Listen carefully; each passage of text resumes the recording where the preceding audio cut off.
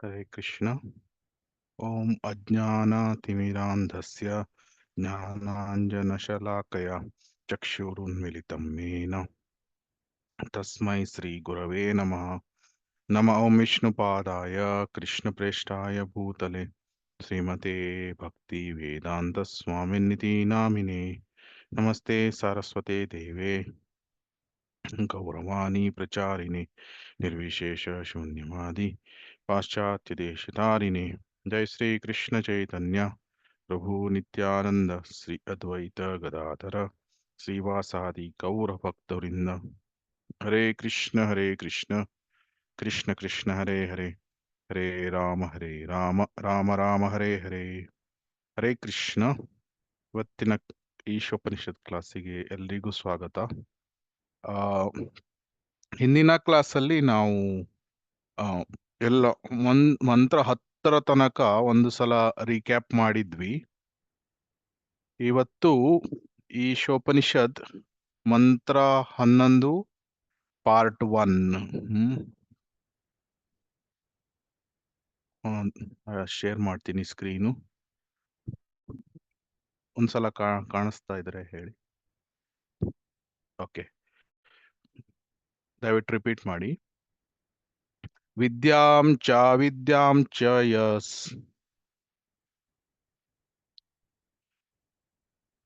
ವಿದ್ಯಾಂ ಚ ಅವಿದ್ಯಾಂ ಚ ಯಸ್.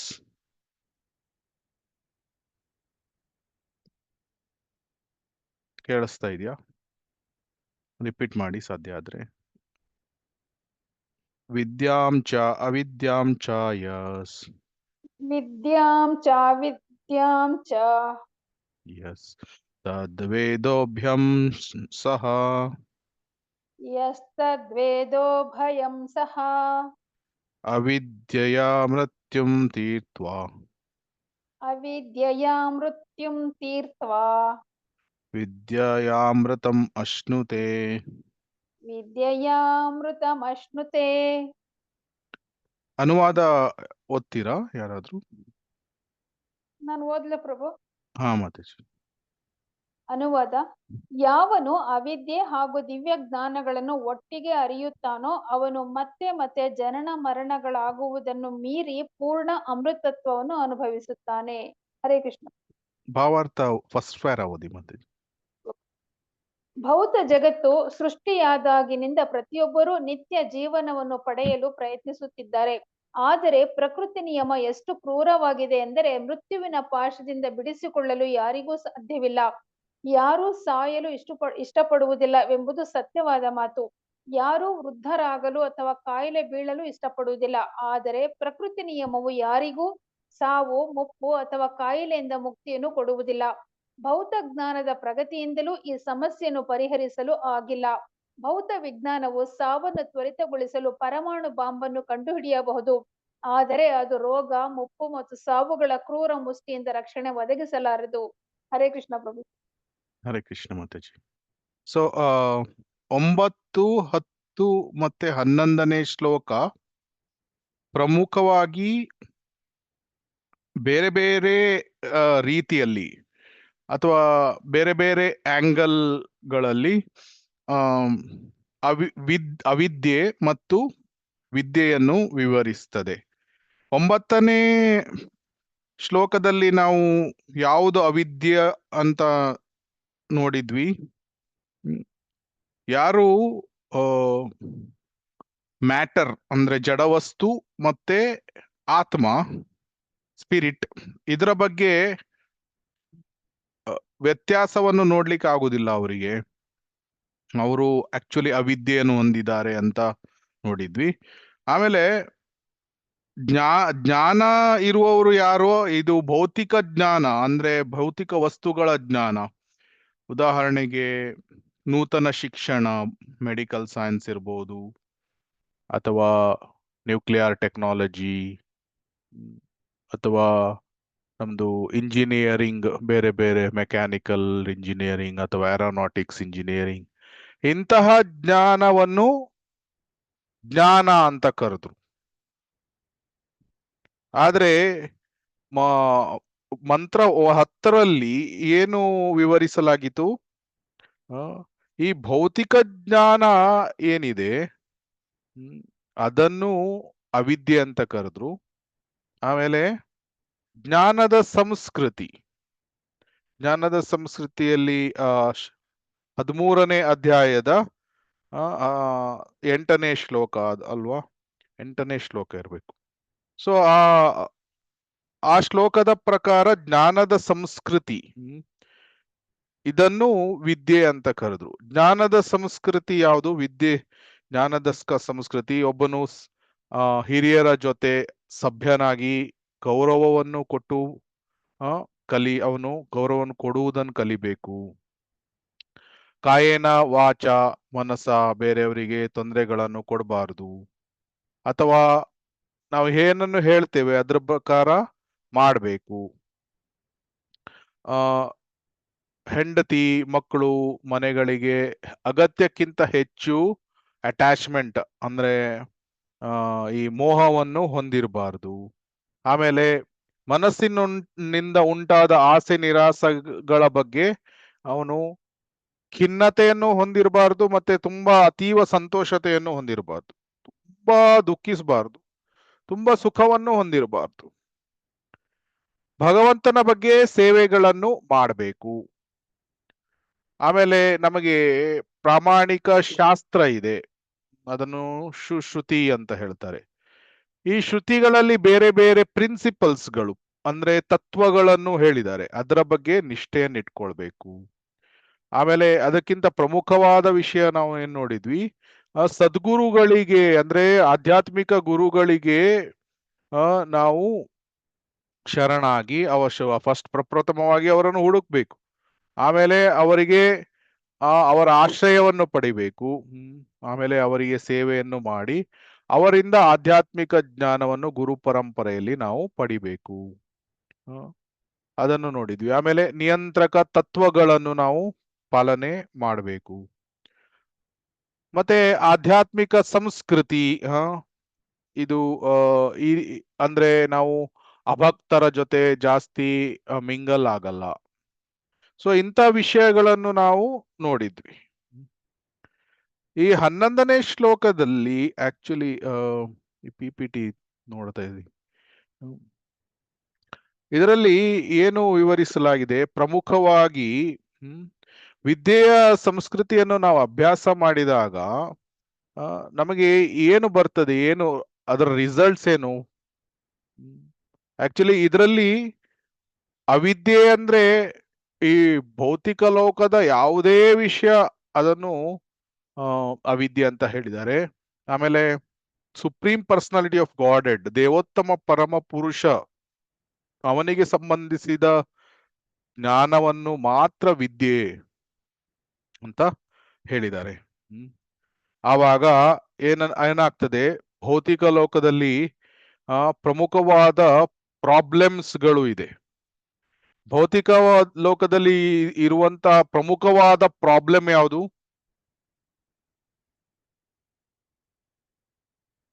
ಭೌತಿಕ ಲೋಕದಲ್ಲಿ ಇರುವಂತಹ ಪ್ರಮುಖವಾದ ಪ್ರಾಬ್ಲಮ್ ಯಾವುದು?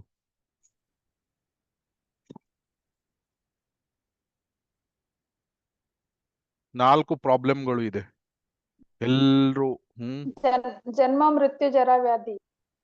ಜನ್ಮ ಮೃತ್ಯು ಜರ ವ್ಯಾಧಿ ಎಲ್ರಿಗೂ ಇದು 3 ವಿಷಯಗಳನ್ನು ಹೊಂದಿದೆ. ಈ ಜನ್ಮ ಮೃತ್ಯು ಜರ ವ್ಯಾಧಿ ಏನದು? Common to all. Common to all ಅಂದ್ರೆ ಪ್ರತಿಯೊಬ್ಬ ವ್ಯಕ್ತಿಗೂ ಸಹ ಇದು ಕಾಮನ್ ಆಗಿದೆ.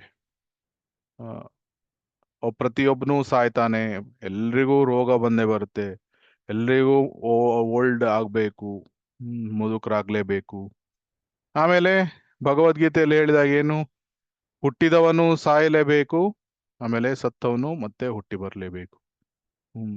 ಜಾತಸ್ಯ ಹಿ ಧ್ರುವೋ ಮೃತ್ಯುರ್. ಸೊ ಆ ಶ್ಲೋಕದಲ್ಲಿ ಹೇಳಲಾಗಿದೆ. ಆಮೇಲೆ ಎರಡನೇ ವಿಷಯ, ಯಾರಿಗೂ ಬೇಡ ಮೃತ್ಯು ರೋಗ, ಇದು ಯಾರಿಗೂ ಬೇಡ. ಆಮೇಲೆ ಇದರ ಬಗ್ಗೆ ಮೂರನೇ ವಿಷಯ ಏನು, ಜನ್ಮ ಮೃತ್ಯು ಜರ ವ್ಯಾಧಿಯ ಬಗ್ಗೆ ಮೂರನೇ ವಿಷಯ, ಯಾರು ಇದರಿಂದ ತಪ್ಪಿಸ್ಕೊಳ್ಳಿಕ್ ಆಗುದಿಲ್ಲ, ಮೃತ್ಯುವಿನಿಂದ ಯಾರು ತಪ್ಪಿಸ್ಕೊಳ್ಳಿಕ್ ಆಗುದಿಲ್ಲ. ಎಲ್ಲರೂ ಮುದುಕರಾಗ್ತಾರೆ. ನಮ್ಮ ಭೌತಿಕ ಭೌತ ವಿಜ್ಞಾನ ಅಂತ ಹೇಳ್ತಾರೆ, ಅವರು ತುಂಬಾ ಪ್ರಗತಿಯನ್ನು ಹೊಂದಲಿಕ್ಕೆ ನೋಡ್ತಾ ಇದ್ದಾರೆ. ಅವಿದ್ಯೆಯಿಂದ ಅವಿದ್ಯೆಯಿಂದ ತುಂಬಾ ಪ್ರಗತಿಯನ್ನು ಹೊಂದಲಿಕ್ಕೆ ನೋಡ್ತಾರೆ. ಆಮೇಲೆ ಈ ಜನ್ಮ ಮೃತ್ಯು ಜರಾವ್ಯಾಧಿಗಳ ಮೇಲೆ ಕೃತಕವಾಗಿ ಅದನ್ನು ಜಯಿಸ್ಲಿಕ್ಕೆ ನೋಡ್ತಾರೆ. ಉದಾಹರಣೆಗೆ, ಒಬ್ರು ತುಂಬಾ ಮಿಲಿಯನೇರ್, ಕೋಟ್ಯಾಧೀಶಿ, ತುಂಬಾ ದುಡ್ಡು ಇತ್ತು. ಅವನು 70 ವರ್ಷ ತಲುಪಿದಾಗ ಅವನಿಗೆ ಅನ್ನಿಸ್ಲಿಕ್ಕೆ ಆರಂಭ ಆಯಿತು. ತುಂಬಾ ಎಂಜಾಯ್ ಮಾಡಿದ ಲೈಫ್ ಫುಲ್ಲು. 70 ವರ್ಷಕ್ಕೆ ಬಂದಾಗ ದೇಹದಲ್ಲಿ ಶಕ್ತಿ ಇಲ್ಲ. ಅವಾಗ ಆಲೋಚನೆ ಮಾಡ್ತಾನೆ, ನನಗೆ ಈಗ ಮುಪ್ಪು ಬಂದಿದೆ, ಆದ್ರೆ ನನಗೆ ಎಂಜಾಯ್ ಮಾಡಬೇಕು. ಅದಕ್ಕೇನ್ ಮಾಡ್ತಾನೆ, ಒಂದು ಟೀಮಿಗೆ, ವಿಜ್ಞಾನಿಗಳಿಗೆ ಕೋಟಿಗಟ್ಲೆ ದುಡ್ಡುಗಳನ್ನು ಕೊಡ್ತಾನೆ. ಆಮೇಲೆ ಏನು ಹೇಳ್ತಾನೆ, ಈ ಮುಪ್ಪನ್ನು ತಡೆಯುವುದು ಹೇಗೆ, ಇದರ ಬಗ್ಗೆ ಸಂಶೋಧನೆಗಳನ್ನು ಮಾಡಿ ಅಂತ ಕೋಟಿಗಟ್ಲೆ ದುಡ್ಡನ್ನು ಕೊಡ್ತಾನೆ. ಆ ವಿಜ್ಞಾನಿಗಳು ಏನ್ ಮಾಡ್ತಾರೆ, ತುಂಬಾ ಪ್ರಯೋಗಗಳನ್ನು ಮಾಡಿ ಏನು ದೊಡ್ಡ ಒಂದು ಪೇಪರ್ ಅಲ್ಲಿ ಆರ್ಟಿಕಲ್ ಅನ್ನು ಬರೀತಾರೆ. ಏನು, ಮುಪ್ಪು ಆದಾಗ ನಮ್ಮ ಚರ್ಮದಲ್ಲಿ ಈ ಚರ್ಮದಲ್ಲಿರುವಂತ ಅಣುಗಳು ಬದಲಾಗ್ತದೆ, ಆವಾಗ ರಿಂಕಲ್ಸ್ಗಳು ಬರ್ತದೆ, ಚರ್ಮದ ಅದು ಡ್ರೈ ಆಗ್ತದೆ. ಈ ರೀತಿ ತುಂಬಾ ಆರ್ಟಿಕಲ್ ಅನ್ನು ಬರೀತಾರೆ. ಇದರಿಂದ ಆ ವ್ಯಕ್ತಿಗೆ ಏನು ಜಾಸ್ತಿ ಸಮಾಧಾನ ಸಿಗುವುದಿಲ್ಲ. ಅವನು ಹೇಳ್ತಾನೆ, ನಾನು ಎಷ್ಟು ದುಡ್ಡು ಬೇಕಾದ್ರೆ ಕೊಡ್ತೇನೆ, ಮುಪ್ಪನ್ನು ನಿಲ್ಲಿಸುವ ಹಾಗೆ ಮಾಡಿ ಅಂತ. ಆವಾಗ ವಿಜ್ಞಾನಿಗಳು ಏನು ಹೇಳ್ತಾರೆ, ಇದು ಸಾಧ್ಯ ಇಲ್ಲ. ಮುಪ್ಪನ್ನು ನಿಲ್ಲಿಸುವುದಂದ್ರೆ ನಾವು ಸೂರ್ಯನನ್ನು ನಿಲ್ಲಿಸಿದ ಹಾಗೆ, ಅದು ಸಾಧ್ಯ ಇಲ್ಲ ಅಂತ. ಈ ರೀತಿ ಇಂತಹ ವ್ಯಕ್ತಿಗಳು ಸಹ ಇದ್ದಾರೆ. ಸೊ ಅದರಿಂದ ನಾವು ಯಾವುದೇ ಡಾಕ್ಟರ್ಸ್ ಗಳನ್ನು ಕೇಳಿದ್ರು ಸಹ ಅವರು ಹೇಳ್ತಾರೆ, ಏನು, ರೋಗ ಇದು ಈಗ ನಮಗೆ ಗೊತ್ತಾಯ್ತು, ಮುಪ್ಪನ್ನು ಯಾರು ನಿಲ್ಲಿಸ್ಲಿಕ್ಕೆ ಆಗುದಿಲ್ಲ. ಡಾಕ್ಟರ್ಸ್ ಗಳನ್ನು ಕೇಳಿದ್ರೆ ಅವ್ರು ಹೇಳ್ತಾರೆ, ರೋಗಗಳನ್ನು ಸಹ ನಿಲ್ಲಿಸ್ಲಿಕ್ಕೆ ಆಗುವುದಿಲ್ಲ. ಯಾಕೆ? ಹಿಂದಿನ ಕಾಲದಲ್ಲಿ ಎಂತೆಂತಹ ರೋಗಗಳು ಇತ್ತು, ಅದಕ್ಕೆ ತುಂಬಾ ವ್ಯಾಕ್ಸಿನ್ಸ್ ಗಳನ್ನು ಹುಡುಕಿದ್ರು. ನಮ್ಗೆ ಗೊತ್ತಿರ್ಬೋದು, ಅದು ಏನ್ ಹೇಳ್ತಾ ಇದ್ರು, ಸ್ಮಾಲ್ ಪಾಕ್ಸ್, ಚಿಕನ್ ಪಾಕ್ಸ್ ಅಂತ. ಇದು ಈ ಗುಳ್ಳೆ ಎಲ್ಲ ಆಗ್ತಾ ಇತ್ತು. ಅದಕ್ಕೆಲ್ಲ ಈಗ ವ್ಯಾಕ್ಸಿನ್ಸ್ ಗಳು ಇದೆ. ಮೊದಲಿನ ಕಾಲದಲ್ಲಿ ಏನ್ ಹೇಳ್ತಾ ಇದ್ರು, ಈ ದುರ್ಗಾ ಅಮ್ಮ ಅವರು, ಅವರಿಗೆ ಸಿಟ್ಟು ಬಂದ್ರೆ ಇಂತ ಈ ಸ್ಮಾಲ್ ಪಾಕ್ಸ್ ಆಗ್ತದೆ, ಗುಳ್ಳೆಗಳು ಬರ್ತದೆ, ಆ ರೀತಿ ಎಲ್ಲ ಹೇಳ್ತಾ ಇದ್ರು. ಆದ್ರೆ ವಿಜ್ಞಾನಿಗಳಿಗೆ ದೇವರ ಮೇಲೆ ನಂಬಲಿಕ್ಕೆ ಇಲ್ಲ. ಅದಕ್ಕೆ ಅವ್ರು ಏನ್ ಹೇಳ್ತಾ ಇದ್ರು, ಇವರು ತುಂಬಾ ಒಂದು ಇಮೋಷನಲ್ ವ್ಯಕ್ತಿಗಳು, ಆದ್ರಿಂದ ಎಲ್ಲ ದೇವರಿಂದ ಆಗಿದೆ ಅಂತ ಎಲ್ಲ ಹೇಳ್ತಾರೆ. ನಾವು ಈಗ ಇದಕ್ಕೆ ಒಂದು ವ್ಯಾಕ್ಸಿನ್ ಅನ್ನು ಹುಡುಕ್ತೇವೆ ಅಂತ ಅದಕ್ಕೆ ವ್ಯಾಕ್ಸಿನ್ ಅನ್ನು ಹುಡುಕಿದ್ರು. ಆದ್ರೆ ಆ ಒಂದು ರೋಗಕ್ಕೆ ವ್ಯಾಕ್ಸಿನ್ ಅನ್ನು ಹುಡುಕ್ಬೇಕಾದ್ರೆ ಒಂದು 8 ಅಥವಾ 10 ಹೊಸ ರೋಗಗಳು ಉತ್ಪತ್ತಿ ಆಗ್ತದೆ. ಚಿಕನ್ ಗುನ್ಯಾ, ಡೆಂಗು, ಅಥವಾ ಹಿಂದೆ ಬಂತು ಯಾವ್ದು, ಕೊರೋನಾ ಬಂತು. ಸೊ ಒಂದ್ರ ಹಿಂದೆ ಒಂದು ಹೊಸ ರೋಗಗಳು ಬರ್ತಾ ಇರ್ತದೆ. ಒಂದಕ್ಕೆ ವ್ಯಾಕ್ಸಿನ್ ಹುಡುಕ್ಲಿಕ್ಕೆ ಹೋಗ್ತಾರೆ, ಇನ್ನೊಂದು ರೋಗ ಉತ್ಪತ್ತಿ ಆಗ್ತದೆ. ಸೊ ಹೇಳುವ ತಾತ್ಪರ್ಯ ಅಂದ್ರೆ, ರೋಗಗಳ ನಿರ್ಮೂಲನೆ ಸಹ ಮಾಡ್ಲಿಕ್ಕೆ ಸಾಧ್ಯ ಆಗುವುದಿಲ್ಲ. ಆಮೇಲೆ ಮುಪ್ಪನ್ನು ನಿಲ್ಲಿಸ್ಲಿಕ್ಕೆ ಆಗುದಿಲ್ಲ. ಫಾರಿನಲ್ಲೆಲ್ಲ ಎಷ್ಟೊಂದು ಈ ಕ್ಲಿನಿಕ್ ಅಥವಾ ಏನು ಪ್ಲಾಸ್ಟಿಕ್ ಸರ್ಜರೀಸ್ ಗಳನ್ನು ಮಾಡ್ಕೊಳ್ತಾರೆ. ಏನು, 80ರ ಹರೆಯದ ಈ ವೃದ್ಧೆ, ಅವಳಿಗೆ 18ರ ಯುವತಿಯ ಹಾಗೆ ಕಾಣಬೇಕು. ಅದಕ್ಕೆ ಏನು ಪ್ಲಾಸ್ಟಿಕ್ ಸರ್ಜರಿ ಅಥವಾ ಲಿಪ್ಸ್ಟಿಕ್ ಗಳನ್ನು ಹಾಕೊಳ್ಳುವುದು. ಸೊ ಯಾಕೆ 18ರ ಹಾಗೆ ಕಾಣಬೇಕು. ಆದ್ರೆ ಬಾಹ್ಯವಾಗಿ ನಾವು ಸೌಂದರ್ಯವರ್ಧಕ ಕ್ರೀಮ್ಗಳನ್ನು ಹಾಕಿದ್ರೆ, ಅಥವಾ ಏನೋ ಈ ತರ ಪ್ಲಾಸ್ಟಿಕ್ ಸರ್ಜರಿ ಮಾಡ್ಕೊಂಡ್ರೆ, ಆಂತರಿಕವಾಗಿ ಅದು ದೇಹ ಏನು ಅಷ್ಟೊಂದು ಇಂಪ್ರೂವ್ ಆಗುವುದಿಲ್ಲ. ಬಹುಬೇಗ ದೇಹವನ್ನು ಮುಪ್ಪು ಬಂದ ಮೇಲೆ ಬಹುಬೇಗ ದೇಹವನ್ನು ಬಿಡಬೇಕಾಗ್ತದೆ. ಸೊ ಅದಕ್ಕೆ ನಾವು ತಯಾರಿರ್ಬೇಕು.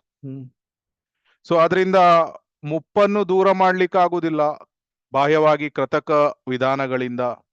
ರೋಗಗಳಿಂದ ಎಷ್ಟೇ ವ್ಯಾಕ್ಸಿನ್ ಅಥವಾ ಮೆಡಿಸಿನ್ಸ್ ಗಳನ್ನು ಈ ನಾವು ಕಂಡು ಹಿಡಿದ್ರು ಸಹ ರೋಗಗಳು ಹೊಸ ಹೊಸ ರೋಗಗಳು ಬಂದೇ ಬರ್ತದೆ, ರೋಗಗಳೇನು ಕಮ್ಮಿ ಆಗುವುದಿಲ್ಲ.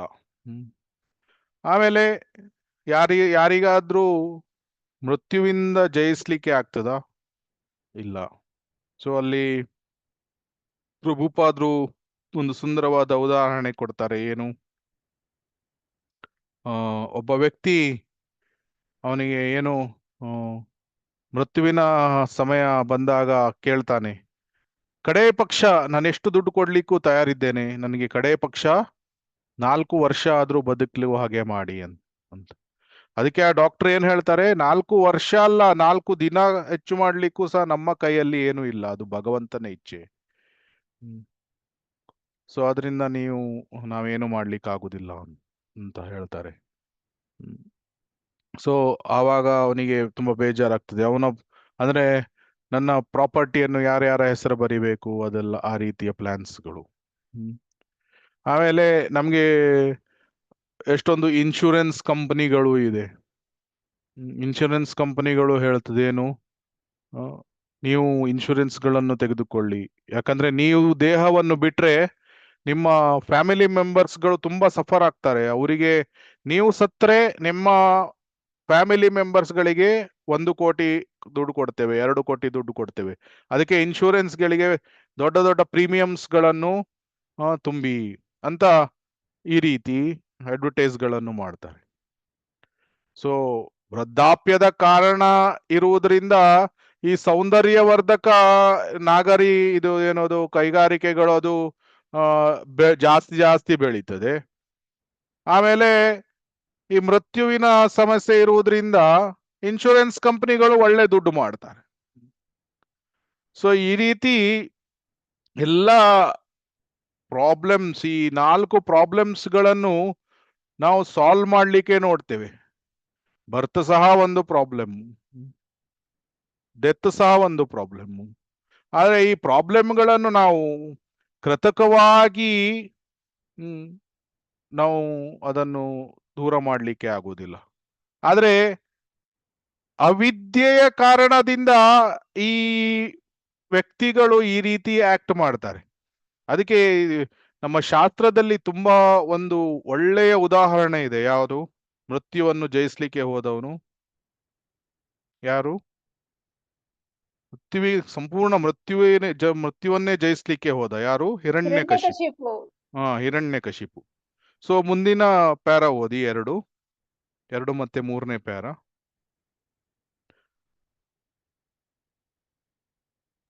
ನಾವು ಓದ್ಲ ಪ್ರಭು? ಹಾ ಮಾತಾಜಿ. ಬೇರೆ ಯಾರಾದ್ರೂ ಓದಿದ್ರೆ ಬೇರೆ ಯಾರಾದ್ರೂ ಓದ್ತೀರಾ? ಇಲ್ಲ, ನೀವೇ ಓದಿ. ಲೌಕಿಕವಾಗಿ ಮುಂದುವರಿದ ಹಿರಣ್ಯಕಶಿಪುವಿನ ಕಾರ್ಯಚಟುವಟಿಕೆಗಳ ಬಗ್ಗೆ ನಾವು ಪುರಾಣಗಳಿಂದ ತಿಳಿದಿದ್ದೇವೆ. ಪ್ರಾಪಂಚಿಕ ಆರ್ಜನೆಯಿಂದ ಮತ್ತು ಅಜ್ಞಾನದ ಬಲದಿಂದ ಮೃತ್ಯುವನ್ನು ಗೆಲ್ಲಬಯಸಿ ಅವನು ಒಂದು ಬಗೆಯ ಧ್ಯಾನದಲ್ಲಿ ತೊಡಗಿದನು. ಆ ಧ್ಯಾನ ಎಷ್ಟು ತೀವ್ರ ಸ್ವರೂಪದ ಆಗಿತ್ತೆಂದರೆ ಸಮಸ್ತ ಲೋಕಗಳಿರುವವರು ಅವನ ನಿಗೂಢ ಶಕ್ತಿಯಿಂದ ತೊಂದರೆಗೀಡಾದರು. ಜಗತ್ತಿನ ಸೃಷ್ಟಿಕರ್ತನಾದ ಬ್ರಹ್ಮದೇವನೇ ಧರೆಗಿಳಿದು ಬರುವಂತೆ ಮಾಡಿದನು. ಆಗ ಅವನು ಬ್ರಹ್ಮನನ್ನು ಅಮರನಾಗುವ ವರ ಕೇಳಿದನು. ಸಕಲ ಲೋಕಗಳನ್ನು ಆಳುವ ತಾನೇ ಅಮರನಲ್ಲವಾದ್ದರಿಂದ ಅವನಿಗೆ ಅಮರತ್ವದ ವರ ಕೊಡಲು ಸಾಧ್ಯವಿಲ್ಲವೆಂದು ಬ್ರಹ್ಮನು ಹೇಳಿದನು. ಭಗವದ್ಗೀತೆಯಲ್ಲಿ 8.17ರಲ್ಲಿ ಹೇಳಿರುವಂತೆ ಬ್ರಹ್ಮನು ದೀರ್ಘಕಾಲ ಬದುಕುತ್ತಾನೆ ಅಂದ ಮಾತ್ರಕ್ಕೆ ಅವನು ಅಮರನೆಂದು ಅರ್ಥವಲ್ಲ. ಹಿರಣ್ಯ ಎಂದರೆ ಚಿನ್ನ, ಕಶಿಪು ಎಂದರೆ ಹಾಸಿಗೆ. ಈತನು ಇವೆರಡು ವಿಷಯಗಳಲ್ಲಿ, ಅಂದರೆ ಹಣ ಮತ್ತು ಹೆಂಗಸರಲ್ಲಿ ಆಸಕ್ತನಾಗಿದ್ದನು. ಅವನು ಅಮರನಾಗಿ ಉಳಿದು ಇವೆರಡರ ಆನಂದವನ್ನು ಅನುಭವಿಸ ಬಯಸಿದನು. ಅಮರನಾಗುವ ತನ್ನ ಬಯಕೆಯನ್ನು ಈಡೇರಿಸಿಕೊಳ್ಳಲು ಬ್ರಹ್ಮನ ಬಳಿ ಪರೋಕ್ಷವಾಗಿ ಅನೇಕ ಪ್ರಶ್ನೆಗಳನ್ನು ಕೇಳಿದನು. ಅಮರತ್ವದ ವರ ಕೊಡಲು ಸಾಧ್ಯವಿಲ್ಲವೆಂದು ಬ್ರಹ್ಮನು ಹೇಳಿದ್ದರಿಂದ ತನಗೆ ಯಾವುದೇ ಮನುಷ್ಯನಿಂದಾಗಲಿ ಪ್ರಾಣಿಯಿಂದಾಗಲಿ ದೇವರಿಂದಾಗಲಿ 84 ಲಕ್ಷ ಜೀವ ಜಾತಿಗಳಲ್ಲಿ ಯಾವುದರಿಂದಲೇ ಆಗಲಿ ಸಾವು ಬರದಂತೆ ವರ ಕೊಡಬೇಕೆಂದು ಹಿರಣ್ಯಕಶಿಪು ಕೇಳಿಕೊಳ್ಳುತ್ತಾನೆ. ಭೂಮಿಯ ಮೇಲಾಗಲಿ ಆಕಾಶದಲ್ಲಾಗಲಿ ನೀರಿನಲ್ಲಾಗಲಿ ಯಾವುದೇ ಆಯುಧದಿಂದಾಗಲಿ ತನಗೆ ಸಾವು ಬರಬಾರದೆಂದು ಅವನು ಕೇಳಿಕೊಳ್ಳುತ್ತಾನೆ. ಹೀಗೆ ಹಿರಣ್ಯಕಶಿಪುವಿಗೆ ಇಂಥ ಭರವಸೆಗಳಿಂದ ತಾನು ಮೃತ್ಯುವಿನಿಂದ ತಪ್ಪಿಸಿಕೊಳ್ಳಬಹುದೆಂಬ ಮೂರ್ಖತನವಿತ್ತು. ಆದರೆ ಕೊನೆಗೆ ಬ್ರಹ್ಮನು ಅವನಿಗೆ ಈ ವರಗಳನ್ನೆಲ್ಲ ಕೊಟ್ಟರೂ ಅವನು ನರಸಿಂಹನ ರೂಪದಲ್ಲಿ, ಅಂದರೆ ಅರ್ಧ ಸಿಂಹ ಅರ್ಧ ಮನುಷ್ಯನ ಆಕಾರದ ರೂಪದಲ್ಲಿ ಬಂದ ಭಗವಂತನಿಂದ ಕೊಲ್ಲಲ್ಪಟ್ಟನು. ಅವನನ್ನು ಕೊಲ್ಲಲು ಯಾವ ಆಯುಧವನ್ನೂ ಬಳಸಲಿಲ್ಲ, ಏಕೆಂದರೆ ಭಗವಂತನು ಅವನನ್ನು ಉಗುರುಗಳಿಂದ ಬಗೆದು ಕೊಂದು ಹಾಕಿದನು. ಅವನನ್ನು ಭೂಮಿಯ ಮೇಲಾಗಲಿ ಆಕಾಶದಲ್ಲಾಗಲಿ ನೀರಿನಲ್ಲಾಗಲಿ ಕೊಲ್ಲಲಿಲ್ಲ. ಅವನ ಕಲ್ಪನೆಗೆ ಮೀರಿದ ಅದ್ಭುತ ಜೀವಿಯ ತೊಡೆಯ ಮೇಲೆ ಕೊಲ್ಲಲ್ಪಟ್ಟನು. ಹರೇ ಕೃಷ್ಣ. ಮುಂದಿಂದು ಸಣ್ಣದೊಂದು ಇದು ಪ್ಯಾರ ಇದೆ, ಅದು ಓದಿಬಿಟ್ಟು.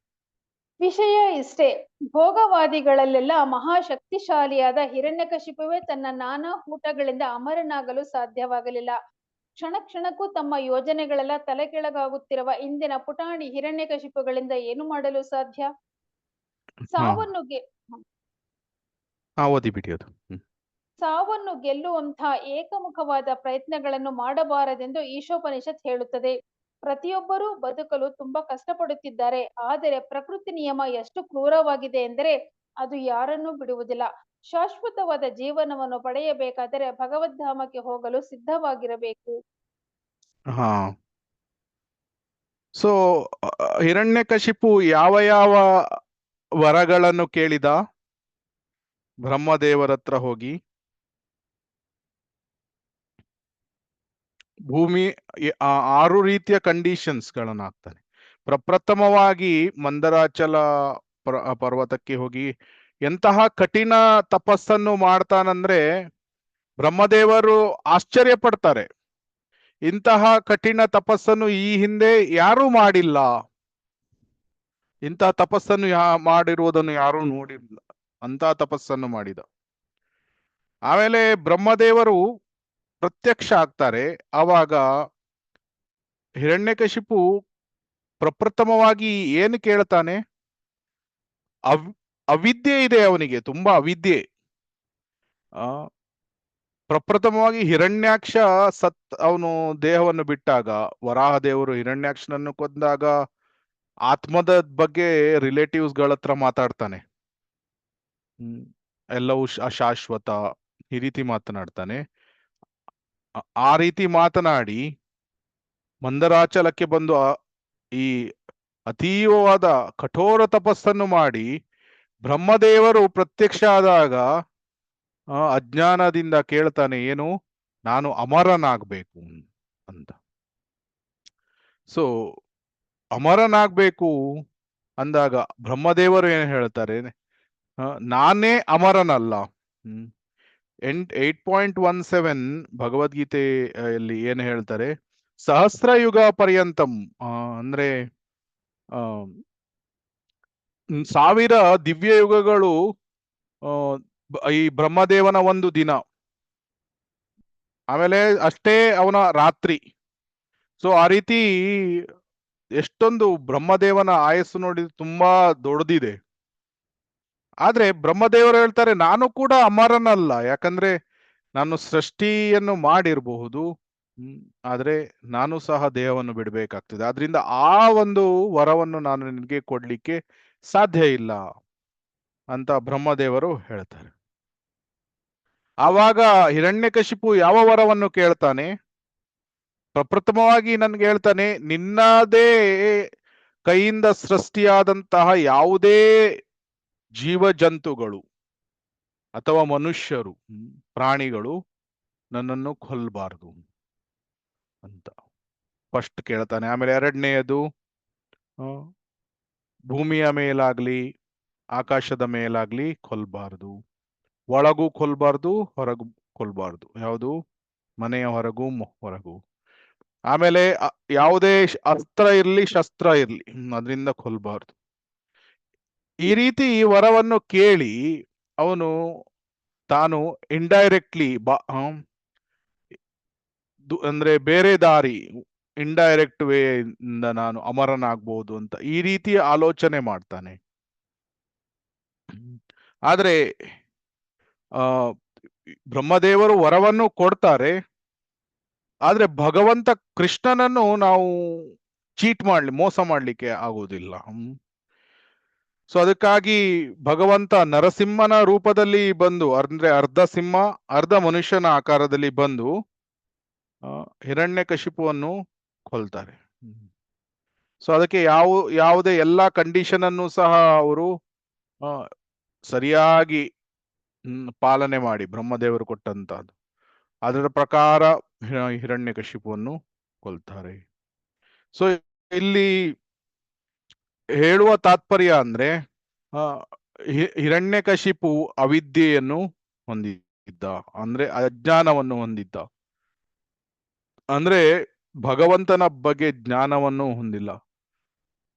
ಭಗವಂತನನ್ನು ನೋಡ್ತಾ ಇದ್ದಾನೆ, ಆದ್ರೆ ಭಗವಂತನ ಜೊತೆ ಫೈಟಿಂಗ್ ಮಾಡ್ಲಿಕ್ಕೆ ಹೋಗ್ತಾನೆ. ಅದೇ ನಾವು ನೋಡ್ತೇವೆ, ಅವನ ಪ್ರಹ್ಲಾದನ ಮೊಮ್ಮಗ ಬಲಿ ಮಹಾರಾಜ ಕೂಡ ವಾಮನ ದೇವನನ್ನು ನೋಡ್ತಾನೆ, ಆದ್ರೆ ಬಲಿ ಮಹಾರಾಜ ವಾಮನ ದೇವನಿಗೆ ಶರಣಾಗ್ತಾನೆ, ಹಿರಣ್ಯಕಶಿಪು ಶರಣಾಗುವುದಿಲ್ಲ. ಸೊ ಇದರಿಂದ ನಾವು ಅರ್ಥ ಮಾಡ್ಕೊಳ್ಬಹುದು, ಏನು ಭಗವಂತನನ್ನು ನೋಡುವುದು ಎಷ್ಟು ಜನರು ನೋಡ್ತಾರೆ. ಸೊ ಅದು ಕ್ಯಾಟ್ರಾಕ್ಟ್ ಅಂತ ಇದೆ, ಕಣ್ಣಿಗೆ ಕ್ಯಾಟ್ರಾಕ್ಟ್ ಬರ್ತದೆ. ಈ ವೃದ್ಧರು ಯಾರ ಆಗಿರ್ತಾರೆ ಅವರಿಗೆ ಗೊತ್ತಿರ್ಬೋದ ಪ್ರಾಬ್ಲಮ್ ಕ್ಯಾಟ್ರಾಕ್ಟ್ ಅಂತ. ಕ್ಯಾಟ್ರಾಕ್ಟ್ ಇದ್ದಾಗ ಸರಿಯಾಗಿ ಕಾಣಿಸುವುದಿಲ್ಲ. ಅದೇ ರೀತಿ ನಮ್ಮ ಕಣ್ಣುಗಳಿಗೆ ಕ್ಯಾಟ್ರಾಕ್ಟ್ ಇದ್ದಾಗ ನಾವು ಭಗವಂತನನ್ನು ನೋಡ್ಲಿಕ್ಕೆ ಆಗುವುದಿಲ್ಲ. ವಿಗ್ರಹ ಭಗವಂತನಿಂದ ಅಭಿನ್ನ. ಸೊ ಯಾರಿಗೆ ಕ್ಯಾಟ್ರಾಕ್ಟ್ ಇರ್ತದೆ, ಭವರೋಗದ ಕ್ಯಾಟ್ರಾಕ್ಟ್ ಇರ್ತದೆ, ವಿಗ್ರಹವನ್ನು ನೋಡಿದಾಗ ಅಲ್ಲಿ ಭಗವಂತ ಇದ್ದಾನೆ ಅಂತ ನೋಡ್ಲಿಕ್ಕೆ ಆಗುವುದಿಲ್ಲ. ಸೊ ಶುದ್ಧ ಭಕ್ತನ ಯಾರಿರ್ತಾನೆ ಅವನ ಕಣ್ಣುಗಳಲ್ಲಿ ಪ್ರೇಮದ ಅಂಜನ ಇರ್ತದೆ. ಪ್ರೇಮಾಂಜನ ಚೂರಿತ ಭಕ್ತಿ ವಿಲೋಚನೇನ ಸಂತಸ್ತದೈವ ಹೃದಯೇಶು ವಿಲೋಕಯಂತಿ ಯಂ ಶ್ಯಾಮ ಸುಂದರಂ ಅಚಿಂತ್ಯ ಗುಣಸ್ವರೂಪಂ ಗೋವಿಂದಮಾದಿ ಪುರುಷಂ ತಮಹಂ ಭಜಾಮಿ. ಶುದ್ಧ ಭಕ್ತನ ಕಣ್ಣುಗಳಿಗೆ ಆ ಪ್ರೇಮದ ಅಂಜನ ಇದೆ, ಆದ್ರಿಂದ ಎಲ್ಲೆಲ್ಲೂ ಸಹ ಭಗವಂತನನ್ನು ನೋಡ್ತಾನೆ, ಅಣುಗಳಲ್ಲಿ ಭಗವಂತ ಇದ್ದಾನೆ. ಆಮೇಲೆ ವಿಗ್ರಹವನ್ನು ನೋಡಿದಾಗ ಅಲ್ಲಿ ರಾಧಾ ಮತ್ತು ಕೃಷ್ಣ ಕಾಣ್ತಾರೆ. ಸೊ ಆದ್ರಿಂದ ಪಂಡಿತ ಸಮದರ್ಶಿನಃ, ಶುದ್ಧ ಭಕ್ತ ನೋಡ್ತಾನೆ. ಆದರೆ ದುರ್ಯೋಧನ ಕೃಷ್ಣನನ್ನು ನೋಡ್ತಾ ಇದ್ದ, ಶಿಶುಪಾಲ ಕೃಷ್ಣನನ್ನು ನೋಡ್ತಾ ಇದ್ದ, ಕಂಸ ಸಹ ಕೃಷ್ಣನನ್ನು ನೋಡ್ತಾ ಇದ್ದ. ಆದ್ರೆ ಭವರೋಗದ ಕ್ಯಾಟ್ರಾಕ್ಟ್ ಇರುವುದರಿಂದ ಕಂಸ ಅಥವಾ ದುರ್ಯೋಧನ ಮತ್ತೆ ಶಿಶುಪಾಲರಿಗೆ ಕೃಷ್ಣ ದೇವೋತ್ತಮ ಪರಮ ಪುರುಷ ಅಂತ ಅವರಿಗೆ ಕಾಣಿಸ್ಲಿಲ್ಲ. ಆದ್ರೆ ಪಾಂಡವರಿಗೆ, ಕೆಲವು ಶುದ್ಧ ಭಕ್ತರಿಗೆ ಭೀಷ್ಮ, ದ್ರೌಪದಿ, ಕುಂತಿ ಮಹಾರಾಣಿ, ಸೊ ಇವರೆಲ್ಲ ವಿದುರ, ಇವರೆಲ್ಲ ಕೃಷ್ಣನನ್ನು ಯಾವ ರೀತಿ ನೋಡ್ತಾ ಇದ್ರು, ಅವರ ಜೊತೆ ಸಾಧಾರಣ ಮಾನವನ ಹಾಗೆ ಮಿಂಗಲ್ ಆಗ್ತಾ ಇದ್ದ ಕೃಷ್ಣ. ಆದ್ರೆ ಎಲ್ರಿಗೂ ಗೊತ್ತಿತ್ತು ಅವನು ಸಾಧಾರಣ ವ್ಯಕ್ತಿ ಅಲ್ಲ, ದೇವೋತ್ತಮ ಪರಮ ಪುರುಷ ಅಂತ, ಯಾಕಂದ್ರೆ ಆ ಪ್ರೇಮದ ಅಂಜನ ಇತ್ತು. ಸೊ ಆದ್ರಿಂದ ನಾವು ಅರ್ಥ ಮಾಡ್ಕೊಳ್ಬಹುದು, ಏನು ವಿದ್ಯೆ ಅಂದ್ರೆ ಏನು, ಅವಿದ್ಯೆ ಏನು.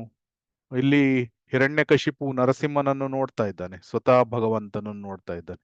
ಆದ್ರೆ ಭಗವಂತನನ್ನು ನೋಡಿದಾಗ ಅವನು ಶರಣಾಗ್ಬೋದಾಗಿತ್ತು, ಅದರ ಬದಲಿಗೆ ಅವನು ಯುದ್ಧವನ್ನು ಮಾಡ್ತಾನೆ. ಆಮೇಲೆ ಏನು, ಮೃತ್ಯುವನ್ನು ಗೆಲ್ಲ ಬಯಸ್ಲಿಕ್ಕೆ ಅತೀವವಾದ ಧ್ಯಾನ ಮಾಡಿದ. ಎಂತಹ ತಪಸ್ಸಿತ್ತು ಅಂದ್ರೆ ಬ್ರಹ್ಮದೇವ ಭೃಗುಮೂರ್ಷಿಗಳಿಗೆ ಹೇಳ್ತಾರೆ, ಏನು ಈವನ್ ನಿನ್ನ ಕೈಯಲ್ಲಿ ಇಂಥ ತಪಸ್ಸನ್ನು ಮಾಡ್ಲಿಕ್ಕೆ ಸಾಧ್ಯ ಆಗ್ಲಿಲ್ಲ ಅಂತ. ಸೊ ಬ್ರಹ್ಮದೇವನಿಗೆ ಆಶ್ಚರ್ಯ ಆಯ್ತು. ಇಲ್ಲಿ ಎರಡು ವಿಷಯ ನಾವು ನೋಡ್ಬೋದು, ಏನು ಅವನ ಹೆಸರು ಹೇಗಿದೆ, ಹಿರಣ್ಯ ಅಂದರೆ ಚಿನ್ನ, ಕಶಿಪು ಅಂದ್ರೆ ಸಾಫ್ಟ್ ಬೆಡ್, ಅಂದ್ರೆ ಸಾಫ್ಟ್ ಆಗಿರುವಂತಹ ಹಾಸಿಗೆ. ಹಾಸಿಗೆಯಲ್ಲಿ ಒಬ್ಬನು ಏನ್ ಮಾಡ್ತಾನೆ, ಸೆಕ್ಸ್ ಲೈಫ್ ಮಾಡ್ತಾನೆ. ಮತ್ತೆ ಚಿನ್ನ ಅದು ಇಂದ್ರಿಯ ತೃಪ್ತಿಗೆ ಬಳಸ್ತಾನೆ. ಸೊ ಹಣ ಮತ್ತು ಹೆಂಗಸು ಇಬ್ಬರಲ್ಲಿ ಸಹ ಹಿರಣ್ಯಕಶಿಪು ಆಸಕ್ತನಾಗಿದ್ದ. ಸೊ ಈ ಎರಡರ ಆನಂದವನ್ನು ಅನುಭವಿಸ್ಲಿಕ್ಕೆ ಬಯಸ್ಲಿಕ್ಕೆ ಅವನು ಅಮರನಾಗ್ಲಿಕ್ಕೆ ಹೋಗ್ತಾ ಇದ್ದ. ಯಾವುದರಿಂದ? ಅವಿದ್ಯೆಯಿಂದ, ಅಜ್ಞಾನದಿಂದ. ಸೊ ಆದ್ರಿಂದ ಭಗವಂತ ನರಸಿಂಹನನ್ನು ನೋಡಿದ್ರೂ ಸಹ ಅವನಿಗೆ ಕಾಣ್ಲಿಲ್ಲ. ಸೊ ಆದ್ರಿಂದ ಇಲ್ಲಿ ಏನ್ ಹೇಳಿದ್ದಾರೆ, ಭೋಗವಾದಿಗಳಲ್ಲೆಲ್ಲ ಮಹಾಶಕ್ತಿಶಾಲಿಯಾದ ಹಿರಣ್ಯಕಶಿಪುವೇ ನಾನಾ ಊಟಗಳಿಂದ ಅಮರನಾಗಲು ಸಾಧ್ಯವಾಗಲಿಲ್ಲ. ಆದ್ರೆ ಪುಟಾಣಿ ಹಿರಣ್ಯಕಶಿಪುಗಳಂತವರು ಇವರಿಂದ ಏನು ಸಾಧ್ಯ? ಅಂದ್ರೆ ಈಗ ಇರುವಂತಹ ವಿಜ್ಞಾನಿಗಳು ಏನೇನ್ ಮಾಡ್ತಾರೆ? ಬಾಂಬ್ಗಳನ್ನು ತಯಾರು ಮಾಡ್ತಾರೆ, ಬೇರೆ ಬೇರೆ ಯೋಜನೆಗಳನ್ನು ಹಾಕ್ತಾರೆ. ನಮ್ಗೆ ಗೊತ್ತು ಏನು, ಈ ಸ್ವಲ್ಪ ಈ ಚಿನ್ನ ಅಥವಾ ದುಡ್ಡು ಸ್ವಲ್ಪ ಬೇಕು ಅಂತ ಏನ್ ಮಾಡ್ತಾರೆ, ಜಾಸ್ತಿ ವರ್ಕಿಂಗ್ ಹಾರ್ಡ್, ಅಂದ್ರೆ ಕತ್ತೆಗಳ ತರ ದುಡಿಯುವುದು. ಯಾಕಂದ್ರೆ ನನಗೆ ಜಾಸ್ತಿ ಹಣ ಸಿಕ್ಕಿದ್ರೆ ನಾನು ಜಾಸ್ತಿ ಎಂಜಾಯ್ ಮಾಡಬಹುದು. ಆದ್ರೆ ಈಶೋಪನಿಷತ್ ಪ್ರಕಾರ ಪ್ರಪ್ರಥಮವಾದ ಮಂತ್ರದಲ್ಲೇ ನಾವು ನೋಡಿದ್ವಿ, ಈಶಾವಾಸ್ಯಂ ಇದಂ ಸರ್ವಂ, ಏನು ಯತ್ಕಿಂಚ ಜಗತ್ಯಾಂ ಜಗತ್, ಅಂದ್ರೆ ಎಲ್ಲವೂ ಭಗವಂತನಿಗೆ ಸೇರಿದ್ದು, ಎಲ್ಲ ಭಗವಂತನ ಆಸ್ತಿ. ಆಧ್ಯಾತ್ಮಿಕ ಲೋಕ, ಭೌತಿಕ ಲೋಕದಲ್ಲಿರುವಂತ ಇಲ್ಲಿ ಇರುವಂತಹ ಮನೆ, ಈ ಭೂಮಿ, ಚಿನ್ನ, ವೈಡೂರ್ಯ ಏನು ನೋಡ್ತೇವೆ ಅದೆಲ್ಲ ಭಗವಂತನಿಗೆ ಅವನ ಆಸ್ತಿ ಅದು. ಆದ್ರೆ ದಿಗ್ಭ್ರಮೆ ಅಂದ್ರೆ ಇಲ್ಯೂಷನ್, ಮೋಹಕ್ಕೆ ಒಳಗಾದವನು ಆಲೋಚನೆ ಮಾಡ್ತಾನೆ ಏನು, ನಾನು ಜಾಸ್ತಿ ದುಡಿದ್ರೆ ನನ್ನ ಹತ್ರ ಜಾಸ್ತಿ ದುಡ್ಡು ಬರ್ತದೆ, ಜಾಸ್ತಿ ದುಡ್ಡು ಬಂದಾಗ ನಾನು ಜಾಸ್ತಿ ಎಂಜಾಯ್ ಮಾಡಬಹುದು, ಎಸ್ಪೆಷಲಿ ಸೆಕ್ಸ್ ಲೈಫ್, ಇದನ್ನು ನಾನು ಎಂಜಾಯ್ ಮಾಡಬಹುದು ಅಂತ ಆಲೋಚನೆ ಮಾಡ್ತಾನೆ. ಅದಕ್ಕಾಗಿ ಏನು ಇಲ್ಲಿ ಹೇಳಿದ್ದಾರೆ, ಪ್ರತಿಯೊಬ್ಬರೂ ಸಹ ಬದುಕಲಿಕ್ಕಾಗಿ ತುಂಬಾ ಕಷ್ಟಪಡ್ತಾ ಇದ್ದಾರೆ. ಯಾತಕ್ಕಾಗಿ ಅಂದ್ರೆ ನಾವು ಎಷ್ಟು ಜಾಸ್ತಿ ನಾವು ಕಂಟ್ರೋಲ್ ಮಾಡ್ಲಿಕ್ಕೆ ಹೋಗ್ತೇವೆ, ಎಷ್ಟು ಜಾಸ್ತಿ ನಾವು ಎಂಜಾಯ್ ಮಾಡ್ಲಿಕ್ಕೆ ಹೋಗ್ತೇವೆ, ಅಷ್ಟು ನಾವು ಜಾಸ್ತಿ ದುಃಖವನ್ನು ಪಡ್ತೇವೆ. ಆದ್ರೆ ಅದರ ಬದಲಿಗೆ ನಾವು ಭಗವಂತನಿಗೆ ಶರಣಾಗ್ತೇವೆ, ನಾವು ಎಷ್ಟು ಭಗವಂತನ ಸೇವೆಗಳನ್ನು ಮಾಡ್ತೇವೆ, ನಾವು ಅಷ್ಟು ಸಂತೋಷದಿಂದ ಇರ್ತೇವೆ. ಈ ಪಾಯಿಂಟ್ ಭಕ್ತರಿಗೆ ಗೊತ್ತಾಗ್ತದೆ. ಆದ್ರೆ ಹೊರಗಿನ ವ್ಯಕ್ತಿಗಳು ಅವರು ಅವಿದ್ಯೆಯಲ್ಲಿ ಇದ್ದಾರೆ. ಅವರು ಸಣ್ಣ ಸಣ್ಣ ಹಿರಣ್ಯಕಶಿಪುವಿನ ಹಾಗೆ, ಸಿಮಿಲರ್ ಟು ಹಿರಣ್ಯಕಶಿಪು ಅವರು ಆಕ್ಟ್ ಮಾಡ್ತಾರೆ. ಆದ್ರಿಂದ ಈ ಎಲ್ಲಾ ವಿಷಯಗಳು ಏನು, ಭಗವಂತನನ್ನು ಬಿಟ್ಟು ಇವರು ಮಾಡುವಂತಹ ಕಾರ್ಯಗಳು, ಇದೆಲ್ಲ ಅವಿದ್ಯೆ. ಇಲ್ಲಿ ಒಂದು ವಿಷಯ ನಾವು ಅರ್ಥ ಮಾಡ್ಕೊಳ್ಬಹುದು, ಏನು ಅಂದ್ರೆ ನಿಜವಾಗಿ ಯಾರು ದುಃಖವನ್ನು ಪಡ್ತಾ ಇದ್ದಾರೆ, ಯಾರು ಸುಖವನ್ನು ಪಡ್ತಾ ಇದ್ದಾರೆ? ಆಧ್ಯಾತ್ಮಿಕವಾದ ಜೀವಾತ್ಮ ಅವನು ಸತ್ ಚಿತ್ ಆನಂದ, ಯಾವಾಗಲೂ ಆನಂದದಿಂದ ತುಂಬಿರುವಂತ ಶುದ್ಧ ಸ್ಥಿತಿಯಲ್ಲಿ ಆನಂದದಿಂದ ತುಂಬಿದ್ದಾನೆ. ಆಮೇಲೆ ಈ ಜಡ ವಸ್ತುವಿನಿಂದ ಮಾಡಿದಂತಹ ದೇಹ ಏನಿದೆ, ಇದು ಯಾವಾಗ್ಲೂ ಅದಕ್ಕೆ ಏನು ಜಡ ವಸ್ತು, ಅದಕ್ಕೆ ಏನು ನೋವು ಏನು ಆಗುವುದಿಲ್ಲ, ದುಃಖ ನೋವು ಜಡ ವಸ್ತುವಿನ ಮಾಡಿದಂತ ದೇಹಕ್ಕೆ ಏನು ದುಃಖ ಆಗುವುದಿಲ್ಲ. ಜೀವಾತ್ಮ ಸತ್ಚಿತ್ತ ಆನಂದ, ಅದಕ್ಕೂ ಸಹ ದುಃಖ ಇಲ್ಲ. ಹಾಗಾದ್ರೆ ನಿಜವಾಗಿ ದುಃಖ ಸುಖವನ್ನು ಪಡೆಯುವುದು ಯಾರು? ಆ ಇಲ್ಯೂಷನ್ಡ್, ಭ್ರಮೆಯನ್ನು ಹೊಂದಿರುವಂತಹ ಜೀವಾತ್ಮ ಏನು ಮಾಡ್ತಾನೆ, ತನ್ನನ್ನು ಈ ಜಡ ವಸ್ತುವಿನಿಂದ ತುಂಬಿರುವಂತಹ ಭೌತಿಕ ಲೋಕದ ಜೊತೆಗೆ ಅವನು ಇದು ನನ್ನ ಲೋಕ, ಇದು ನನ್ನ ದೇಹ, ಇದು ನನ್ನ ಹೆಂಡತಿ. ಈ ರೀತಿ ಅವನು ಆಲೋಚನೆ ಮಾಡಿ ಅಟ್ಯಾಚ್ಮೆಂಟ್, ಈ ಮೋಹವನ್ನು ಹೊಂದಿದಾಗ ಈ ಅದಕ್ಕೆ ಸಂಬಂಧಪಟ್ಟಂತಹ ದೇಹಕ್ಕೆ ಆಗುತ್ತಿರುವ ಎಲ್ಲ ವಿಷಯಗಳನ್ನು ಅವನು ಇದು ಸುಖ, ಇದು ದುಃಖ, ಇದು ಶೀತ, ಇದು ಉಷ್ಣ ಅಂತ ಈ ರೀತಿ ಭಾವಿಸ್ಲಿಕ್ಕೆ ಆರಂಭ ಮಾಡ್ತಾನೆ. ಇದು because of the attachment. So ಯಸ್ಯಾತ್ಮ ಬುದ್ಧಿ ಕುಣಪೇತ್ರಿ ಧಾತುಕೆ. ಸೊ ವಾತಪಿತ್ತ ಕಫಗಳಿಂದ ತುಂಬಿದಂತಹ ದೇಹವೇ ತಾನು ಅಂತ ಆ ದೇಹದೊಂದಿಗೆ ಗುರುತಿಸ್ಕೊಳ್ತಾನೆ. ಆಮೇಲೆ ಅಶಾಶ್ವತವಾದ ಈ ಲೋಕದಲ್ಲಿ ಇದೇ ನನ್ನ ಸರ್ವಸ್ವ ಅಂತ ಅವನು ಭಾವಿಸ್ತಾನೆ. ಆವಾಗ ಏನಾಗ್ತದೆ, ಬಾಡಿ ದೇಹವನ್ನು ಬಿಡಬೇಕಾದ್ರೆ, ಮೃತ್ಯುವನ್ನು ಹೊಂದಬೇಕಾದ್ರೆ 40,000 ಸ್ಕಾರ್ಪಿಯನ್ಗಳು ಕಚ್ಚಿದಷ್ಟು ದುಃಖ ಆಗ್ತದೆ. ಯಾಕಂದ್ರೆ ಬಾಡಿಯ ಜೊತೆಗೆ, ದೇಹದ ಜೊತೆಗೆ ತುಂಬಾ ಮಮತೆಯನ್ನು ಹೊಂದಿದ್ದು ಅದರ ಜೊತೆಗೆ ಗುರುತಿಸ್ಕೊಳ್ತಾ ಇರುವುದರಿಂದ ದೇಹವನ್ನು ಬಿಡಬೇಕಾದ್ರೆ ತುಂಬಾ ಪೇನ್ ಆಗ್ತದೆ. ಆದ್ರೆ ಭಕ್ತರಿಗೆ ಅಷ್ಟು ಪೇನ್ ಆಗುದಿಲ್ಲ ದೇಹವನ್ನು ಬಿಡಬೇಕಾದ್ರೆ. ಯಾಕೆಂದ್ರೆ ದೇಹದ ಜೊತೆ ಅಷ್ಟೊಂದು ಮೋಹ ಇಲ್ಲ. ಗೊತ್ತು ಏನು, ನಾನು ಈ ಭೌತಿಕ ದೇಹ ಅಲ್ಲ, ನಾನು ಜೀವಾತ್ಮ, ನಾನು ಕೃಷ್ಣನ ನಿತ್ಯ ದಾಸ ಅಂತ ಅವನಿಗೆ ಗೊತ್ತಿರುವುದರಿಂದ ಅವನಿಗೆ ಅಷ್ಟೊಂದು, ಭಕ್ತನಿಗೆ ದೇಹವನ್ನು ಬಿಡಬೇಕಾದ್ರೆ ಅಷ್ಟು ಕಷ್ಟ ಆಗುವುದಿಲ್ಲ. ಆದ್ರೆ ಯಾರು ತುಂಬಾ ಅಟ್ಯಾಚ್ಮೆಂಟ್ ಅನ್ನು ಹೊಂದಿದ್ದಾರೆ, ನನ್ನ ಹೆಂಡತಿ, ನನ್ನ ಮಕ್ಕಳು, ನನ್ನ ಗಂಡ, ನನ್ನ ಕಾರ್ ಇದೆ, ನನ್ನ ಆಸ್ತಿ ಪಾಸ್ತಿ ಇದೆ, ಎವ್ರಿಥಿಂಗ್ ಬಿಲಾಂಗ್ಸ್ ಟು ಮೀ, ಇದು ನನ್ನದು ಅಂತ ಯಾವಾಗ ತುಂಬಾ ಅಟ್ಯಾಚ್ಮೆಂಟ್ ಅನ್ನು ಹೊಂದಿರ್ತಾನೆ, ಅವನಿಗೆ ಮೃತ್ಯುವಿನ ಸಮಯದಲ್ಲಿ ತುಂಬಾ ಸಫರಿಂಗ್ಸ್ಗಳು ಆಗ್ತದೆ. ಒಬ್ಬ ವ್ಯಕ್ತಿ ಇರ್ತಾನೆ, ಅವನಿಗೆ ಇಬ್ರು ಫ್ರೆಂಡ್ಸ್ಗಳಿರ್ತಾರೆ. ಈ 3 ಜನ ಸೇರಿ ಬಿಸ್ನೆಸ್ಗಳನ್ನು ಮಾಡ್ತಾ ಇರ್ತಾರೆ. ಬಿಸ್ನೆಸ್ಗಳನ್ನು ಮಾಡ್ತಾ ಇರ್ಬೇಕಾದ್ರೆ ಈ 2 ಫ್ರೆಂಡ್ಸ್ಗಳು ಒಂದು ಯೋಜನೆ ಮಾಡಿ 3ನೇ ಫ್ರೆಂಡಿಗೆ ಮೋಸ ಮಾಡಿ ಬಿಡ್ತಾರೆ. ಎಲ್ಲ ಹಣಗಳನ್ನು, ಅವನ ಹಣಗಳನ್ನು ಒಳಗಾಕಿ ಬಿಡ್ತಾರೆ. ಆವಾಗ ಈ 3ನೇ ವ್ಯಕ್ತಿ ಅವನು ಆಲೋಚನೆ ಮಾಡ್ತಾನೆ, ಇನ್ನು ನನ್ನ ಹತ್ರ ದುಡ್ಡು ಎಲ್ಲ ಹೋಗಿಬಿಡ್ತು, ನಾನಿನ್ನು ಬದುಕಿ ಏನು ಪ್ರಯೋಜನ, ಓಕೆ ನಾನೀಗ ಆತ್ಮಹತ್ಯೆ ಮಾಡ್ಕೊಳ್ತೇನೆ. ಆದ್ರೆ ಆತ್ಮಹತ್ಯೆ ಮಾಡಿಕೊಳ್ಳುವ ಮೊದಲು ನಾನು ದೇವರಿಗೊಂದು ನಮಸ್ಕಾರ ಹಾಕಿ ಬರ್ತೇನೆ ಅಂತ ಅವನು ದೇವಸ್ಥಾನಕ್ಕೆ ಹೋಗ್ತಾನೆ. ದೇವಸ್ಥಾನಕ್ಕೆ ಹೋದಾಗ ಅಲ್ಲಿ ಒಂದು ಇಸ್ಕಾನ್ ಸತ್ಸಂಗ ಆಗ್ತಾ ಇರ್ತದೆ ಆ ದೇವಸ್ಥಾನದಲ್ಲಿ. ಅಲ್ಲಿ ಒಬ್ರು ಪ್ರಭುಜಿಗಳು ತುಂಬಾ ಸುಂದರವಾದ ಪ್ರವಚನಗಳನ್ನು ಕೊಡ್ತಿರ್ತಾರೆ. ಪ್ರಭುಜಿಗಳು ಎಷ್ಟು ಸುಂದರವಾದ ಪ್ರವಚನವನ್ನು ಕೊಡ್ತಾರೆ ಅಂದ್ರೆ, ಇವನು ಆತ್ಮಹತ್ಯೆ ಮಾಡ್ಲಿಕ್ಕೆ ಪ್ಲಾನ್ ಮಾಡ್ತಾ ಇದ್ದಿದ್ದು ಅವನು ಗೊತ್ತಾಗ್ತದೆ, ಏನು ಮನುಷ್ಯ ಜನ್ಮ ತುಂಬಾ ದುರ್ಲಭವಾಗಿ ಇದೆ ಅಂತ. ಲೆಕ್ಚರ್ ಆದ್ಮೇಲೆ ಆ ಪ್ರಭುಜಿಗಳ ಹತ್ರ ಹೋಗಿ ಪರ್ಸನಲಿ ಮೊದ್ಲು ಜೋರಾಗಿ ಅಳ್ತಾನೆ, ನನ್ಗೆಲ್ಲ ಮೋಸ ಮಾಡಿಬಿಟ್ರು ಹಾಗೆ ಹೀಗೆ ಅಂತ. ಅವಾಗ ಆ ಪ್ರಭುಜಿಗಳು ಹೇಳ್ತಾರೇನು, ಎಲ್ಲ ಅಶಾಶ್ವತ, ದುಡ್ಡು ಬರ್ತದೆ ಹೋಗ್ತದೆ. ಈಗ ನಾವು ದುಡ್ಡನ್ನು ಬಿಡದಿದ್ರೆ ಮೃತ್ಯುವಿನ ಸಮಯದಲ್ಲಿ ದುಡ್ಡೇ ನಮ್ಮನ್ನು ಬಿಟ್ಟು ಹೋಗ್ತದೆ. ಸೊ ಅದರಿಂದ ಇದರ ಬಗ್ಗೆ ಆಲೋಚನೆ ಮಾಡಬಾರ್ದು, ನಾವು ಜೀವಾತ್ಮಗಳು, ಈ ದೇಹ ಎಲ್ಲ ಅಶಾಶ್ವತ ಅಂತ ಈ ರೀತಿ ಪ್ರೀಚಿಂಗ್ ಮಾಡಿ ಆಮೇಲೆ ದೀಕ್ಷಿತ ಭಕ್ತನಾಗಿ ಸೀರಿಯಸ್ ಭಕ್ತನಾಗ್ತಾನೆ. ಸೊ ಈ ಹೇಳುವ ತಾತ್ಪರ್ಯ ಅಂದ್ರೆ ಏನು, ಹೀಗೆ ಅವಿದ್ಯೆಯಿಂದ ಕೊನೆಗೆ ಭಗವಂತನ ಜ್ಞಾನ ಸಿಗ್ತದೆ.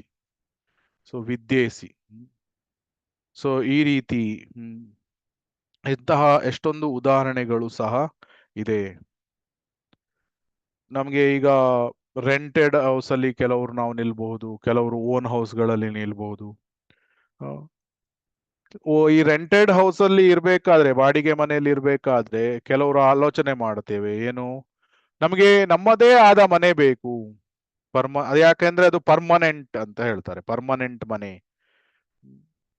ಅಂತ. ಸೊ ಅದೇ ರೀತಿ ನಾವು ಇದು ಬಾಡಿಗೆ ಮನೆ ಟೆಂಪರರಿ ಮನೆ ತರ, ನಮ್ಮದೇ ಮನೆ ಪರ್ಮನೆಂಟ್ ಮನೆ ತರ. ಆ ಪರ್ಮನೆಂಟ್ ಮನೆಯಲ್ಲಿದ್ದಾಗ ಆರಾಮಲ್ಲಿ ಇರ್ತೇವೆ ಅಂತ ಆ ರೀತಿ ಭಾವನೆ ಇರ್ತದೆ. ಸೊ ಅದೇ ರೀತಿ ನಮಗೆ ಈಗ ಸಿಕ್ಕಿರುವಂತಹ ದೇಹ ಏನ ತಾತ್ಕಾಲಿಕವಾದ ಅಶಾಶ್ವತ ದೇಹ. ಆದ್ರೆ ಅದೇ ನಮಗೆ ಶಾಶ್ವತವಾದ ದೇಹ ಸಿಕ್ಕಿದ್ರೆ ಎಷ್ಟು ಆನಂದದಿಂದ ಇರಬಹುದು. ಆ ಶಾಶ್ವತವಾದ ದೇಹಕ್ಕೆ ಜನ್ಮ ಇಲ್ಲ, ಮೃತ್ಯು ಇಲ್ಲ, ರೋಗಗಳು ಇಲ್ಲ, ಮುಪ್ಪು ಇಲ್ಲ. ನವಯೌವನಂಚ ಅಂದ್ರೆ ಯಾವಾಗ್ಲೂ ಯೌವನ. ಈ ಕೃಷ್ಣ ಗೋಲೋಕ ವೃಂದಾವನ ಧಾಮದಲ್ಲಿ ಯಾವಾಗ್ಲೂ 16 ವರ್ಷದವನು. ಆಮೇಲೆ ಎಲ್ಲ ಗೋಪಿಯರು ಸಹ ಯೌವನವನ್ನು ಹೊಂದಿದ್ದು, ಎಲ್ಲ ಮಂಜರಿಯರು ಸಹ ತುಂಬಾ ಸಣ್ಣ ವಯಸ್ಸಿನವರು. ಶಾಶ್ವತವಾಗಿ ಅದೇ ದೇಹ ಇರ್ತದೆ. ಅದರಿಂದ ಯಾವಾಗ್ಲೂ ಸಂತೋಷದಿಂದ ಆನಂದದಿಂದ ಇರ್ತಾರೆ. ಸೊ ಆದ್ರಿಂದ ಇಲ್ಲಿ ಆ ಏನು ಹೇಳ್ತಾರಂದ್ರೆ ಅನುವಾದದಲ್ಲಿ, ಯಾವನು ಅವಿದ್ಯೆ ಹಾಗೂ ದಿವ್ಯ ಜ್ಞಾನಗಳನ್ನು ಒಟ್ಟಿಗೆ ಅರಿಯುತ್ತಾನೋ ಅವನು ಮತ್ತೆ ಮತ್ತೆ ಜನನ ಮರಣಗಳಾಗುವುದನ್ನು ಮೀರಿ ಪೂರ್ಣ ಅಮೃತತ್ವವನ್ನು ಅನುಭವಿಸುತ್ತಾನೆ. ಸೊ ಆದ್ರಿಂದ ನಾವು ಮರಳಿ ಭಗವದ್ಧಾಮಕ್ಕೆ ಹೋಗ್ಲಿಕ್ಕೆ ಪ್ರಯತ್ನವನ್ನು ಮಾಡಬೇಕು. ಸೊ ಭೌತ ಜಗತ್ತು ಸೃಷ್ಟಿಯಾದಾಗ್ಲಿಂದ ಪ್ರತಿಯೊಬ್ಬರು ನಿತ್ಯ ಜೀವನವನ್ನು ಪಡೆಯಲು ಪ್ರಯತ್ನಿಸ್ತಾರೆ. ಯಾಕಂದ್ರೆ ಜೀವದ ಜೀವಾತ್ಮನ ಆ ಅದು ಏನು ಹ್ಯಾಂಕರಿಂಗ್ ಪ್ರಯತ್ನವೇ ಅದೇ ಇರ್ತದೆ. ಏನು ಅಂದ್ರೆ ನನಗೆ ಶಾಶ್ವತವಾದ ದೇಹ ಬೇಕು, ನಾನು ಕೃಷ್ಣನ ಜೊತೆ ಇರಬೇಕು. ಡೈರೆಕ್ಟ್ಲಿ ಅಥವಾ ಇಂಡೈರೆಕ್ಟ್ಲಿ ನಾವು ಕೃಷ್ಣನನ್ನೇ ಹುಡುಕ್ತಾ ಇದ್ದೇವೆ. ಭಕ್ತರಿಗೆ ಅದು ಅದರ ಬಗ್ಗೆ ಆ ವಿದ್ಯೆ ಅಥವಾ ವಿದ್ಯೆಯ ಸಂಸ್ಕೃತಿ ಅಥವಾ ಜ್ಞಾನ ಇರ್ತದೆ. ಆದ್ರೆ ಅಭಕ್ತರಿಗೆ ಅದರ ಜ್ಞಾನ ಇರುವುದಿಲ್ಲ. ಅದೇ ವ್ಯತ್ಯಾಸ. ಆದ್ರಿಂದ ಭೌತ ವಿಜ್ಞಾನದಲ್ಲಿ ಪ್ರಗತಿಯನ್ನು ಹೊಂದಲಿಕ್ಕೆ ಯಾವುದೇ ಎಷ್ಟೇ ಪ್ರಯತ್ನಗಳನ್ನು ಮಾಡಿದ್ರೂ ಸಹ ಶೀಲ ಪ್ರಭುಪಾದರು ಏನು ಹೇಳ್ತಾ ಇದ್ದಾರೆ ಅಂದ್ರೆ, ಈ ಸಮಸ್ಯೆಗಳನ್ನು ಬಗೆಹರಿಸಲಿಕ್ಕೆ ಸಾಧ್ಯ ಇಲ್ಲ. ಈ ಸಮಸ್ಯೆಯನ್ನು ಹೇಗೆ ಬಗೆಹರಿಸಬಹುದು? ಯಾವಾಗ ನಾವು ನಮ್ಮ ನಿಜವಾದ ಸನಾತನ ಧಾಮ ವೈಕುಂಠ ಧಾಮ ಅಥವಾ ಗೋಲೋಕ ಧಾಮಕ್ಕೆ ಮರಳಿ ಹಿಂದಿರುಗಿ ಹೋದಾಗ ಮಾತ್ರ ಈ ಪ್ರಾಬ್ಲಮ್ಸ್ ಗಳಿಗೆ ಸೊಲ್ಯೂಷನ್ ಸಿಗ್ತದೆ. ಇಲ್ದಿದ್ರೆ ಸೊಲ್ಯೂಷನ್ಸ್ಗಳು ಸಿಗುವುದಿಲ್ಲ. ಇಲ್ಲಿ ಏನ್ ಹೇಳಿದ್ದಾರೆ ಅಂದ್ರೆ, ಪ್ರಕೃತಿಯ ನಿಯಮಗಳು ಎಷ್ಟು ಕ್ರೂರವಾಗಿದೆ ಅಂದ್ರೆ ಅದು ಯಾರನ್ನೂ ಬಿಡುವುದಿಲ್ಲ. ಇವನ್ ಭಕ್ತರು ಸಹ ಕೇರ್ಫುಲ್ ಆಗಿಲ್ಲ ಅಂದ್ರೆ ನಾವು ಅವನು ಸಹ ರಿಯಾಕ್ಷನ್ಸ್ ಗಳನ್ನು ಕೆಲವೊಮ್ಮೆ ಅನುಭವಿಸ್ಬೇಕಾಗ್ತದೆ. ನಾವು ಎಷ್ಟೊಂದು ಶಾಸ್ತ್ರಗಳಲ್ಲಿ ಕಥೆಗಳು ಇದೆ, ಹೇಗೆ ರಿಯಾಕ್ಷನ್ಸ್ಗಳು ಭಕ್ತರಿಗೂ ಸಹ ಬರ್ತದೆ ಕೇರ್ಫುಲ್ ಆಗಿಲ್ಲದೆ ಇದ್ರೆ. ದುರ್ವಾಸ ಮುನಿಗಳು ಕೇರ್ಫುಲ್ ಆಗಿರ್ಲಿಲ್ಲ. ಸೊ ದುರ್ವಾಸ ಮುನಿಗಳಿಗೆ ಏನಾಯ್ತು? ಆಮೇಲೆ ಅಕ್ರೂರ ಅವನು ಸಹ, ಅವನಿಗೆ ಶಮಂತಕ ಜುವೆಲ್ ಟೈಮಲ್ಲಿ ಅವನಿಗೂ ಸಹ ರಿಯಾಕ್ಷನ್ಸ್ಗಳು ಬಂತು. ಸೊ ಅದರಿಂದ ಭೌತಿಕ ಜಗತ್ತು ತುಂಬಾ ಡೇಂಜರಸ್. ಪದಂ ಪದಂ ಯದ್ವಿಪದಂ ನ ತೇಷಾಂ. ಸೊ ಶಾಶ್ವತವಾದ ಜೀವನವನ್ನು ಪಡೆಯಬೇಕಾದ್ರೆ ಭಗವದ್ಧಾಮಕ್ಕೆ ಹೋಗಲು ಸಿದ್ಧವಾಗಿರಬೇಕು ಅಂತ ಶೀಲ ಪ್ರಭುಪಾದರು ಹೇಳ್ತಾ ಇದ್ದಾರೆ. ಸೊ ಆದ್ರಿಂದ ನೇಹಾಭಿಕ್ರಮ ನಾಶೋಸ್ತಿ ಪ್ರತ್ಯವಾಯೋನ ವಿದ್ಯತೆ ಸ್ವಲ್ಪಮಪಿ ಅಸ್ಯ ಧರ್ಮಸ್ಯ ತ್ರಾಯತೆ ಮಹತೋ ಭಯಾತ್. ಸೊ ಸ್ವಲ್ಪವೇ ಪ್ರಗತಿಯನ್ನು ಹೊಂದಿದ್ರು ಸಹ ಭಯಾನಕವಾದ ಡೇಂಜರ್ ಗಳಿಂದ ನಾವು ತಪ್ಪಿಸ್ಕೊಳ್ಬಹುದು. ಆದ್ರಿಂದ ಭಕ್ತಿ ಸೇವೆಯನ್ನು ತುಂಬಾ ಗಂಭೀರತೆಯಿಂದ ನಾವು ತೆಗೆದುಕೊಳ್ಬೇಕು. ಮುಂದಿನ 2 ಪ್ಯಾರಾ ಓದಿ ಮಾತಾಜಿ ಯಾರಾದ್ರೂ.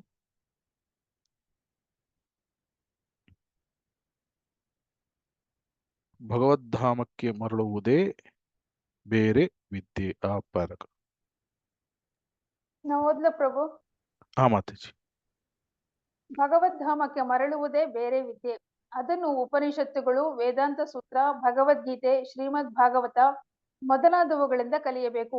ಈ ಜೀವನದಲ್ಲಿ ಸಂತೋಷದಿಂದಿರಲು ಮತ್ತು ಈ ಭೌತ ದೇಹವನ್ನು ತ್ಯಾಗ ಮಾಡಿದ ಅನಂತರ ಶಾಶ್ವತವಾದ ಆನಂದಮಯ ಜೀವನ ಪಡೆಯಲು ಈ ಪವಿತ್ರ ಗ್ರಂಥಗಳನ್ನು ಆಶ್ರಯಿಸಿ ದಿವ್ಯ ಜ್ಞಾನವನ್ನು ಸಂಪಾದಿಸಬೇಕು.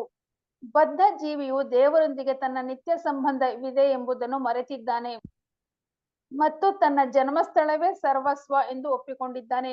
ಭಗವಂತನು ವಿಸ್ಮೃತಿಶೀಲ ಮಾನವನಿಗೆ ಅವನ ಧಾಮ, ಮನೆ ಈ ಭೌತ ಜಗತ್ತಿನಲ್ಲಿಲ್ಲ ಎಂಬುದನ್ನು ತಿಳಿಸಲು ಮೇಲೆ ಹೇಳಿದ ಧರ್ಮ ಗ್ರಂಥಗಳಲ್ಲಿ ಭಾರತದಲ್ಲಿ ಬೇರೆ ಧರ್ಮ ಗ್ರಂಥಗಳನ್ನು ಇತರ ದೇಶಗಳಲ್ಲಿ ನೀಡಿದ್ದಾನೆ.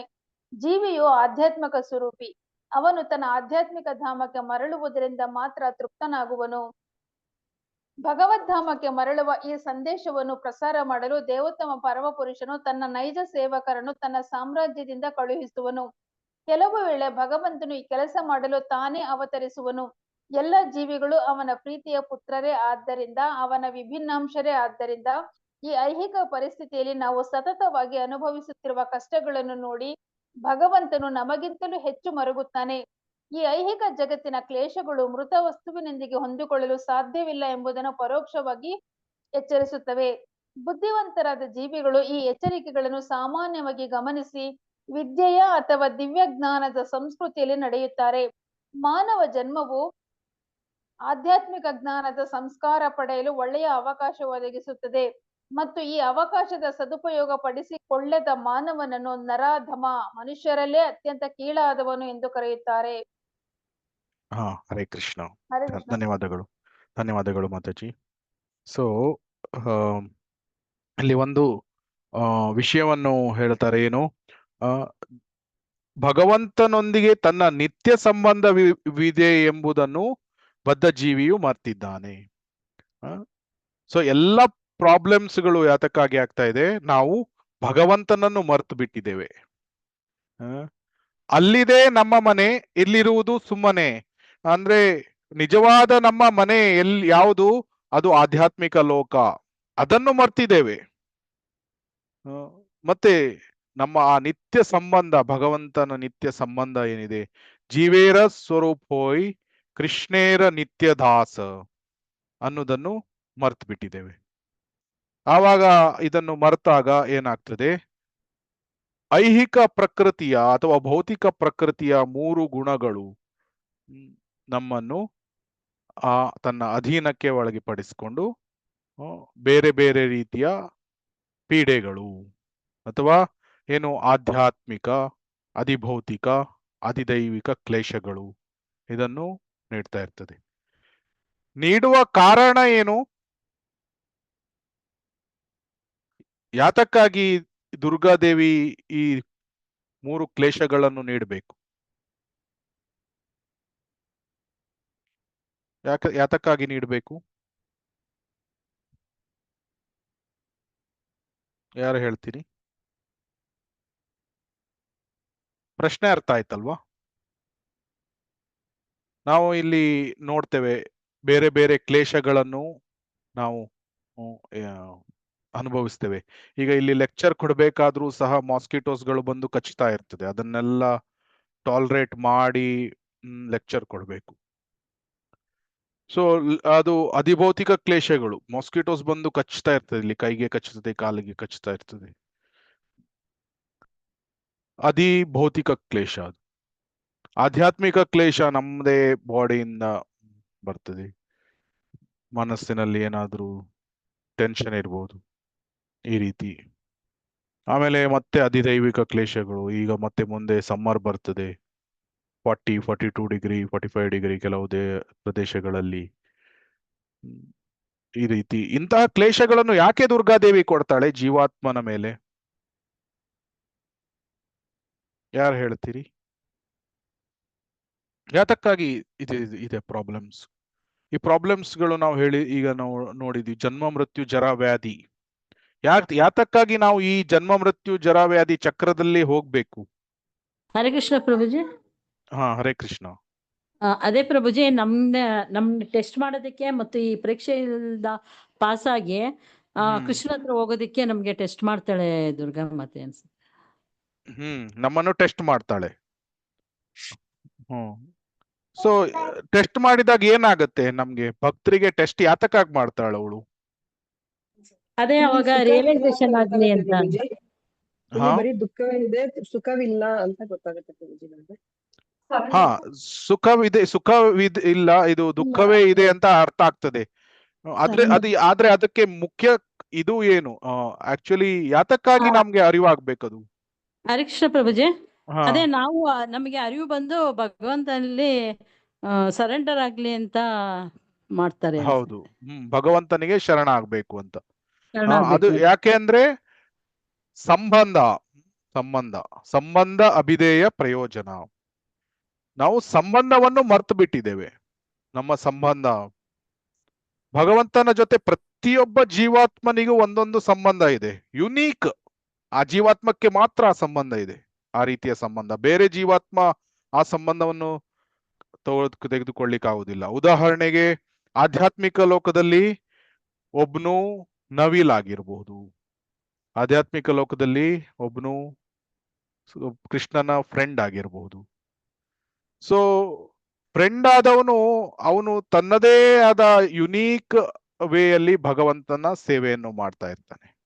ಅದೇ ನವಿಲು ತನ್ನದೇ ಆದ ಯುನೀಕ್ ವೇಯಲ್ಲಿ ಭಗವಂತನಿಗೆ ಸೇವೆ ಮಾಡ್ತದೆ.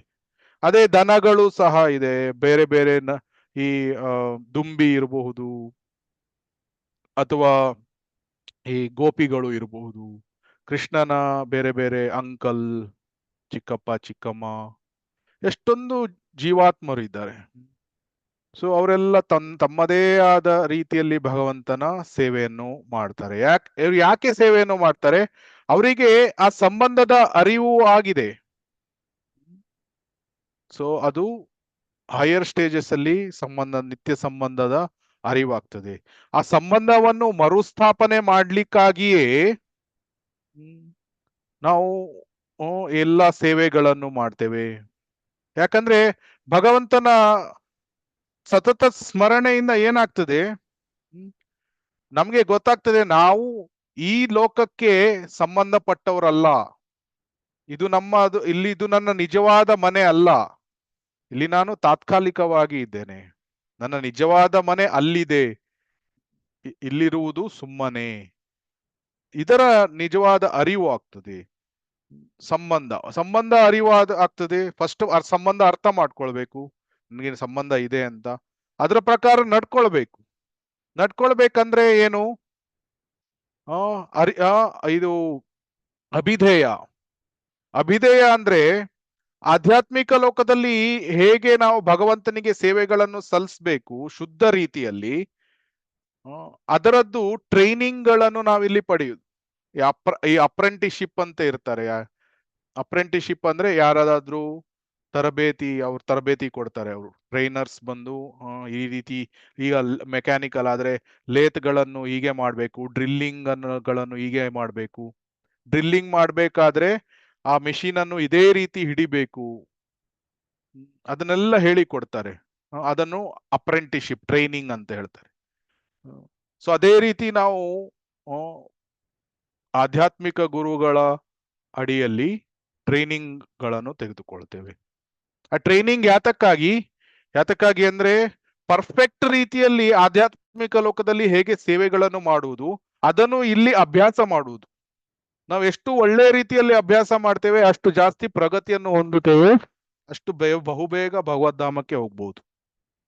ಆದ್ರೆ ನಾವು ಟ್ರೈನಿಂಗ್ ತಗೊಳ್ಳೋದ್ರಲ್ಲಿ ಸ್ವಲ್ಪ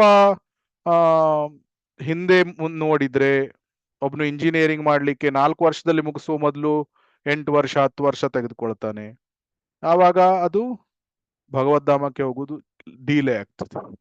ಅದೇ ನಾವು ಒಳ್ಳೆ ರೀತಿ ಟ್ರೈನಿಂಗ್ ತೆಗೆದುಕೊಂಡು ಒಳ್ಳೆ ರೀತಿ ಸೇವೆಗಳನ್ನು ಮಾಡಿ, ವಿಗ್ರಹ ಆರಾಧನೆ ಇರ್ಬೋದು, ರಾಜ್ಭೋಗ್ ಕುಕಿಂಗ್ ಇರ್ಬೋದು, ಅಥವಾ ಬೋಧನಾ ಕಾರ್ಯಗಳು ಇರ್ಬೋದು, ಎಲ್ಲವನ್ನು ಒಳ್ಳೆ ರೀತಿಯಲ್ಲಿ ನಾವು ಈ ಟ್ರೈನಿಂಗ್ ಗಳನ್ನು ತೆಗೆದುಕೊಂಡು ಅಭ್ಯಾಸ ಮಾಡಿಕೊಂಡು ಭಗವಂತನಿಗೆ ಅಭಿಧೇಯ ಅಂದ್ರೇನು ತೋರಿಸುದು. ಏನು? ನಾನು ಟ್ರೈನಿಂಗ್ ಒಳ್ಳೆ ರೀತಿಯಲ್ಲಿ ತೆಗೆದುಕೊಳ್ತಾ ಇದ್ದೀನಿ ಭಗವಂತ, ನೋಡು ನಾನು ಸಿನ್ಸಿಯರ್ ಆಗಿದ್ದೇನೆ, ನನಗೆ ನಿನ್ನ ಕೃಪೆಯನ್ನು ತೋರಿಸು ಅಂತ. ಆವಾಗ ಕೊನೆಗೆ ಒಳ್ಳೆ ರೀತಿಯಲ್ಲಿ ಟ್ರೈನಿಂಗ್ ಮಾಡಿದು ಅಭಿವೃದ್ಧಿ ಏನು ಭಕ್ತಿ ಸೇವೆಯಲ್ಲಿ ಮುಂದೆ ಪ್ರಗತಿಯನ್ನು ಹೊಂದಿತಾ ಇದ್ದ ಹಾಗೆ ಅನರ್ಥ ನಿವೃತ್ತಿ ಆಗ್ತದೆ, ನಿಷ್ಠಾ ಬರ್ತದೆ, ರುಚಿ, ಆಸಕ್ತಿ, ಭಾವ, ಪ್ರೇಮ. ಆಮೇಲೆ ಭಗವಂತ ಕೃಪೆಯನ್ನು ತೋರಿಸ್ತಾನೆ. ಹೇಗೆ ಧ್ರುವ ಮಹಾರಾಜನಿಗೆ ಕೃಪೆಯನ್ನು ತೋರಿಸಿದ, ಮತ್ತೆ ಎಷ್ಟೊಂದು ಭಾಗವತದ ಉದ್ದಕ್ಕೂ ಇದೆ. ಈವನ್ ವೃತ್ರಾಸುರನಿಗೆ ಕೃಪೆಯನ್ನು ತೋರಿಸಿದ. ಸೊ ಈ ರೀತಿ ಅದೇ ರೀತಿ ಭಕ್ತನ ಮೇಲೆ ಕೃಪೆಯನ್ನು ತೋರಿಸ್ತಾನೆ. ಸೊ ಆವಾಗ ಪ್ರಯೋಜನ ಬರ್ತದೆ. ಪ್ರಯೋಜನ ಏನು? ನಮಗೆ ಕೃಷ್ಣ ಪ್ರೇಮವನ್ನು ಪ್ರದಾಯಿಸ್ತಾನೆ. ಆವಾಗ ಆಧ್ಯಾತ್ಮಿಕ ಲೋಕ, ಇಲ್ಲಿ ಟ್ರೈನಿಂಗ್ ಸರಿ, ನಾವು ಪರ್ಫೆಕ್ಟ್ ಪಾಸ್ ಆದ್ವಿ, ಎಲ್ಲ ಚೆನ್ನಾಗಿ ಟ್ರೈನಿಂಗ್ ಮಾಡಿಕೊಂಡು ಪಾಸ್ ಆದಾಗ ಭಗವಂತ ಅವನು ಸರ್ಟಿಫಿಕೇಟ್ ಏನು? ಸರ್ಟಿಫಿಕೇಟ್ ಕೃಷ್ಣ ಪ್ರೇಮವನ್ನು ಕೊಡ್ತಾನೆ. ಆವಾಗ ವಿ ಆರ್ ಕ್ವಾಲಿಫೈಡ್. ಒಬ್ಬ ಮೆಡಿಕಲ್ ಪ್ರೊಫೆಷನಲ್ ಅವನಿಗೆ MBBS MD ಡಿಗ್ರಿ ಸಿಕ್ಕಿದ ಮೇಲೆ ಅವನು ತನ್ನದೇ ಆದ ಕ್ಲಿನಿಕ್ ಅನ್ನು ಹಾಕೊಳ್ಬಹುದು. ಸೊ ಅದೇ ರೀತಿ ನಮಗೆ ಕೃಷ್ಣನ ಸರ್ಟಿಫಿಕೇಟ್ ಸಿಕ್ಕಿದಾಗ NOC, ನೋ ಒಬ್ಜೆಕ್ಷನ್ ಸರ್ಟಿಫಿಕೇಟ್, ಆವಾಗ ಭಗವದ್ಧಾಮಕ್ಕೆ ಹೋಗಬಹುದು. ಸೊ ಇಲ್ಲಿ ಐಹಿಕ ಜಗತ್ತಿನ ಕ್ಲೇಶಗಳು ಮೃತ ವಸ್ತುವಿನೊಂದಿಗೆ ಹೊಂದಿಕೊಳ್ಳಲು ಸಾಧ್ಯವಿಲ್ಲ ಎಂಬುದನ್ನು ಪರೋಕ್ಷವಾಗಿ ಎಚ್ಚರಿಸುತ್ತವೆ. ಸೊ ಆದ್ರಿಂದ ನಾವು ಜಡ ವಸ್ತುವಿನಿಂದ ತುಂಬಿದಂತಹ ಈ ಭೌತಿಕ ಲೋಕದಲ್ಲಿ ಸಂತೋಷದಿಂದ ಇರಲಿಕ್ಕೆ ಸಾಧ್ಯವಿಲ್ಲ. ಯಾಕಂದ್ರೆ ಎಲ್ಲವೂ ಜಡ ಜಡ ಇದೆ. It's a matter. ಸೊ ಅದರಿಂದ ಬುದ್ಧಿವಂತನಾದವನು ಯಾವುದು ಮ್ಯಾಟರ್, ಯಾವುದು ಸ್ಪಿರಿಟ್, ಯಾವುದು ಜಡ ವಸ್ತು, ಯಾವುದು ಆತ್ಮ ಅಥವಾ ಆಧ್ಯಾತ್ಮಿಕ ವಸ್ತು, ಇದರ ಬಗ್ಗೆ ವ್ಯತ್ಯಾಸವನ್ನು ಸರಿಯಾಗಿ ಅವನು ಕೂಲಂಕಷವಾಗಿ ಅರ್ಥ ಮಾಡ್ಕೊಳ್ತಾನೆ. ಅದುವೇ ಜ್ಞಾನ ಅಥವಾ ವಿದ್ಯೆ. ಅದನ್ನು ಸರಿಯಾಗಿ ಅರ್ಥ ಮಾಡ್ಕೊಳ್ಬೇಕು. ಆವಾಗ ನಾವು ಜೀವಾತ್ಮರು ಅಂತ ನಮಗೆ ಸಾಕ್ಷಾತ್ಕಾರ ಆದಾಗ ಆವಾಗ ನಮಗೆ ಯಾವಾಗಲೂ 24 hours ಭಗವಂತನ ಸೇವೆಯಲ್ಲಿ ತೊಡಗಿರ್ತೇವೆ. ಯಾತಕ್ಕಾಗಿ ಅಂದ್ರೆ ನಮಗೆ ಗೊತ್ತಾಗ್ತದೆ ಈ ಬೇರೆ ಬೇರೆ ಕಾರ್ಯಗಳು ನಾವು ಏನು ಮಾಡ್ತೇವೆ, ನಮಗೆ ಅದು ಕೃಷ್ಣ ಪ್ರೇಮ ಇಲ್ಲದೆ ಇದ್ದಾಗ ಬೇರೆ ಬೇರೆ ಕಾರ್ಯಗಳನ್ನು ಮಾಡ್ಲಿಕ್ಕೆ ಕೃಷ್ಣ ಅವಕಾಶ ಕೊಡ್ಬೇಕಾಗ್ತದೆ. ಯಾಕಂದ್ರೆ ಕೃಷ್ಣ ಪ್ರಜ್ಞೆಯಲ್ಲಿ ಇಂಟ್ರೆಸ್ಟ್ ಇಲ್ಲದೆ ಇದ್ದಾಗ ಏನ್ ಮಾಡ್ಬೇಕು? ಅವಾಗ ಭೌತಿಕ ಕಾರ್ಯಗಳನ್ನೇ ಮಾಡ್ಬೇಕಾಗ್ತದೆ. ಆದ್ರೆ ಯಾವಾಗ್ಲೂ 24 ಗಂಟೆ ಕೃಷ್ಣ ಪ್ರಜ್ಞೆಯ ಕಾರ್ಯಚಟುವಟಿಕೆಗಳಲ್ಲೇ ತುಂಬಿರ್ತಾನೆ ಶುದ್ಧ ಭಕ್ತ. ಅವನಿಗೆ ಭೌತಿಕ ಕಾರ್ಯಕ್ಕೂ ಭಗವಂತ ನೀಡುವುದಿಲ್ಲ. ಯಾಕೆಂದ್ರೆ ಅದರಲ್ಲಿ ಅವನಿಗೆ ಆಸಕ್ತಿ ಇರುವುದಿಲ್ಲ. ಸೊ ಆದ್ರಿಂದ ನಮ್ಮ ಆಸೆ ಹೇಗಿದೆ ಅದನ್ನು ನೋಡ್ಬೇಕು. ನಮ್ಮ ಆಸೆಯನ್ನು ನಾವು ಯಾವಾಗ್ಲೂ ಆಧ್ಯಾತ್ಮಿಕ ಆಸೆಗಳನ್ನು ಹೊಂದಿರಬೇಕು, ಭೌತಿಕ ಆಸೆಗಳನ್ನು ದೂರ ಮಾಡಬೇಕು. ಆವಾಗ ಬಹುಬೇಗ ಪ್ರಗತಿಯನ್ನು ನಾವು ಹೊಂದುತ್ತೇವೆ. ಸೊ ಇಲ್ಲಿ ಅದರಿಂದ ಅರ್ಥ ಮಾಡ್ಕೊಳ್ಬೇಕು, ನನ್ನ ಜನ್ಮಸ್ಥಳವೇ ಸರ್ವಸ್ವ ಅಂತ ಬದ್ಧಜೀವಿ ಒಪ್ಕೊಳ್ತಾನೆ. ಆದ್ರೆ ಭಕ್ತನಿಗೆ ಗೊತ್ತು ಏನು ಅಂದ್ರೆ, ಇದು ನಾನಿಲ್ಲಿರುವುದು ತಾತ್ಕಾಲಿಕವಾಗಿ. ನಾನು ನಿಜವಾಗಿ ನನ್ನ ಮನೆ ಭಗವದ್ಧಾಮ, ಅಲ್ಲಿ ನಾನು ಹೋಗ್ಬೇಕು, ಅಲ್ಲಿ ನಾನು ಶಾಶ್ವತವಾದ ಆನಂದಮಯವಾದ ಜೀವನವನ್ನು ನಡೆಸಬೇಕು. ಆದ್ರಿಂದ ನಾನು ಏನ್ ಮಾಡ್ತೇನೆ, ಈ ಪವಿತ್ರ ಗ್ರಂಥಗಳ ಆಶ್ರಯವನ್ನು ಪಡಿತೇನೆ, ಆಧ್ಯಾತ್ಮಿಕ ಗುರುಗಳ ಆಶ್ರಯವನ್ನು ಪಡಿತೇನೆ, ಮತ್ತೆ ಭಕ್ತರ ಆಶ್ರಯವನ್ನು ಪಡಿತೇನೆ. ಇವರೆಲ್ಲರ ಆಶ್ರಯವನ್ನು ಪಡೆದು ಈ ಪವಿತ್ರ ಗ್ರಂಥಗಳನ್ನು ಆಶ್ರಯಿಸಿ ನಾವು ದಿವ್ಯ ಜ್ಞಾನವನ್ನು ಸಂಪಾದಿಸಬೇಕು. ಅದನ್ನೇ ಶ್ರೀಲ ಪ್ರಭುಪಾದರು ಹೇಳ್ತಾ ಇದ್ದಾರೆ. ಗುರು ಪರಂಪರೆಯಲ್ಲಿ ನಾವು ದಿವ್ಯ ಜ್ಞಾನವನ್ನು ಪಡಿಬೇಕು. ಆವಾಗ ಯಶಸ್ಸು ನಮ್ಗೆ ತುಂಬಾ ಸುಲಭವಾಗಿ ಸಿಗ್ತದೆ. ಇಲ್ದಿದ್ರೆ ನಮ್ಗೆ ಮೋಸ ಮಾಡ್ಲಿಕ್ಕೆ ತುಂಬಾ ಜನ ಕಾದಿರ್ತಾರೆ. ಚೀಟಿಂಗ್ ಅಂಡ್ ಚೀಟೆಡ್, ಮೋಸ ಮಾಡ್ತಾರೆ ಅಥವಾ ಮೋಸಕ್ಕೆ ಒಳಗಾಗ್ತಾರೆ. ಆದ್ರೆ ಆಧ್ಯಾತ್ಮಿಕ ಗುರುಗಳು ನಮ್ಗೆ ರಕ್ಷಣೆಯನ್ನು ನೀಡ್ತಾರೆ. ಆದ್ರಿಂದ ಆಧ್ಯಾತ್ಮಿಕ ಗುರುಗಳ ಶರಣು ಹೋಗಿ ಅವರ ಅಡಿಯಲ್ಲಿ ಈ ದಿವ್ಯ ಜ್ಞಾನವನ್ನು ನಾವು ಸಂಪಾದಿಸ್ಬೇಕು.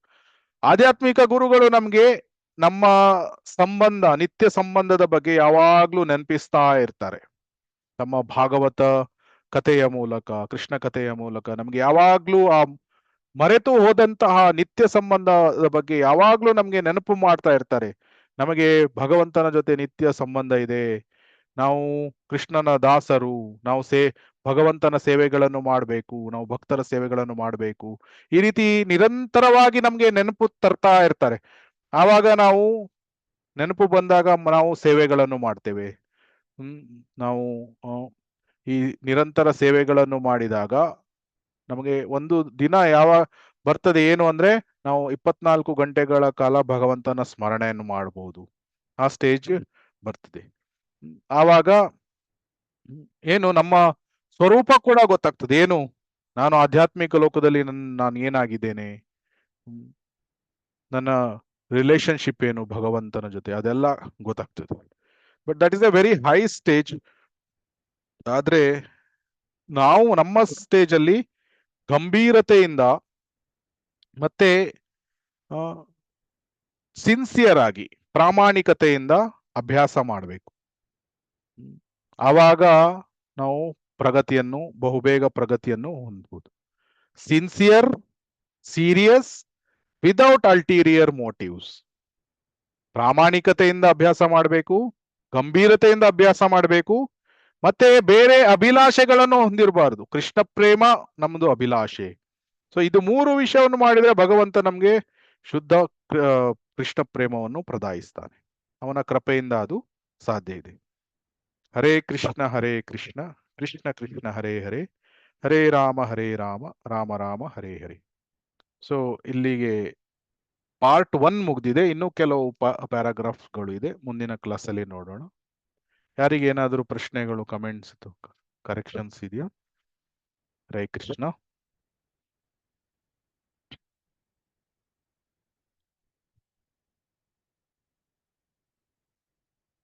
ಸೊ ಇವತ್ತು ಹಿರಣ್ಯಕಶಿಪುವಿನ ಬಗ್ಗೆ ನೋಡಿದ್ವಿ.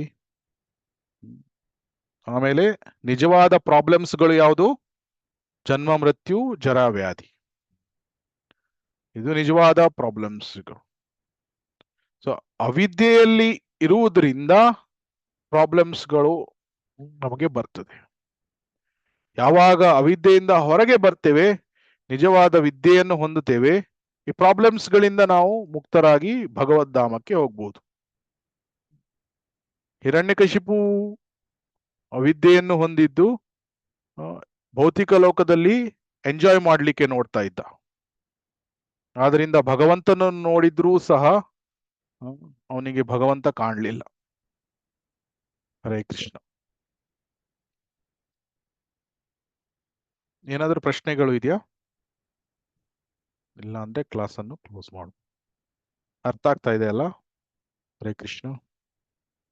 ಅರ್ಥ ಆಗ್ತಿದೆ ಪ್ರಭುಜಿ. ಓಕೆ, ಹರೇ ಕೃಷ್ಣ. ಹರೇ ಕೃಷ್ಣ ಪ್ರಭುಜಿ, ಧನ್ಯವಾದಗಳು. ಧನ್ಯವಾದಗಳು ಮಾತಾಜಿ. ಹರೇ ಕೃಷ್ಣ ಪ್ರಭು. ಹರೇ ಟೈಮಿಂಗ್ಸ್ ಕೃಷ್ಣ. ಹೇಳಿ ಪ್ರಭು. ಹೋದ್ವಾರ ಮಿಸ್ ಆಗೋಯ್ತು. 6 ಗಂಟೆಗೆ ಮಾಡಿದ್ದೀರಾ ಕ್ಲಾಸ್. ಅದು ಏನಾಗ್ತಾ ಇದೆ ಅಂದ್ರೆ ನಮ್ದು ಇವತ್ತು ಆಫೀಸಲ್ಲಿ ಕಸ್ಟಮರ್ ವಿಸಿಟ್ ಇತ್ತು. ಸೊ ಆಲ್ಮೋಸ್ಟ್ 6 ಗಂಟೆ ತನಕ ಆಫೀಸಲ್ಲಿ ಇದಾಯ್ತು. ಸೊ ಅದಕ್ಕೆ ಇವತ್ತು 8 ಗಂಟೆಗೆ ಇಟ್ವಿ. ಸೊ ಲಾಸ್ಟ್ ವೀಕ್ ಸಡನ್ ಆಗಿ ಸ್ವಲ್ಪ ಹೆಲ್ತ್ ಇದಾಯ್ತು, ಅಪ್ಸೆಟ್ ಆಯ್ತು. ಸೊ ಅದಕ್ಕೆ ಲಾಸ್ಟ್ ಮೂಮೆಂಟ್ ಅಲ್ಲಿ ಕ್ಲಾಸ್ ಕ್ಯಾನ್ಸಲ್ ಮಾಡ್ಬೇಕಾಯ್ತು. ಸೊ ನೋಡೋಣ, ನೆಕ್ಸ್ಟ್ ವೀಕ್ ಇಂದ 7 o'clock ನಮ್ದನ್ನು ರೆಗ್ಯುಲರ್ ಟೈಮಿಗೆ ಇಡ್ಲಿಕ್ಕೆ ಪ್ರಯತ್ನ ಮಾಡ್ತೀನಿ. ಹರೇ ಓಕೆ ಕೃಷ್ಣ. ಪ್ರಭು. ಹಾ. ಆಯ್ತು ಪ್ರಭುಜಿ. ಸ್ವಲ್ಪ ಮೊದ್ಲೇ ಯಾಕಂದ್ರೆ ನೀವು ಎಲ್ಲ ಹಾಕ್ಬಿಟ್ರೆ ರಿವಿಷನ್ ಮಾಡ್ಬಿಟ್ಟಿದ್ದೀರಾ, ನನಗೆ ಮಿಸ್ ಆಯ್ತು ಕ್ಲಾಸ್. ಹಾ, ಮಿಸ್ ಆದ್ರೂನು ಜನರಲಿ ನಿಮ್ಗೆ ಇದ್ರಲ್ಲಿ ಸಿಗುತ್ತೆ, ಯಾವುದು ವಿಡಿಯೋಸ್ ಅಪ್ಲೋಡ್ ಯೂಟ್ಯೂಬ್ ಅಲ್ಲಿ. ಬಟ್ ಎನಿಹೌ ನೆಕ್ಸ್ಟ್ ವೀಕ್ ಇಂದ ಆದಷ್ಟು ಸ್ಟ್ರೀಮ್ ಲೈನಿಗೆ ತರೋಣ. ನಮ್ದು ಗುರುವಾರ 7 ಗಂಟೆ ಸ್ಟ್ಯಾಂಡರ್ಡ್ ಟೈಮ್ ಆ ತರ ಇಡಕ್ಕೆ ಪ್ರಯತ್ನ ಮಾಡೋಣ. Okay ಸ್ವಲ್ಪ ಪ್ರಭು, thank you so much, ಪ್ರಭು. ಹಾ, ಹರೇ ಕೃಷ್ಣ ಆಯ್ತು ಮಾತಾಜಿ. ಪ್ರಭುಜಿ. ಹರೇ ಕೃಷ್ಣ ಪ್ರಭುಜಿ. ದಂಡೋತ್ ಪ್ರಣಾಮ. ದಂಡೋತ್ ಪ್ರಣಾಮ. ವೈಷ್ಣವ ಪ್ರಣಾಮದೊಂದಿಗೆ ಕ್ಲಾಸ್ ಅನ್ನು ಎಂಡ್ ಮಾಡೋಣ. ವಾಂಛಾ ಕಲ್ಪತರುಭ್ಯಶ್ಚ ಕೃಪಾ ಸಿಂಧುಭ್ಯ ಏವ ಚ ಪತಿತಾನಾಂ ಪಾವನೇಭ್ಯೋ ವೈಷ್ಣವೇಭ್ಯೋ ನಮೋ ನಮಃ. ಅನಂತ ಕೋಟಿ ವೈಷ್ಣವ ವೃಂದ ಕಿ ಜೈ. ಶೀಲ ಪ್ರಭುಪಾದ್ ಕಿ ಜೈ. ಶೀಲ ಗುರುದೇವ್ ಕಿ ಜೈ. ತುಂಬಾ ಧನ್ಯವಾದಗಳು. ಹರೇ ಕೃಷ್ಣ. ಹರೇ ಕೃಷ್ಣ. ಪ್ರಭುಜಿ ದಂಡೋತ್ ಪ್ರಣಾಮ. ಹರೇ ಕೃಷ್ಣ.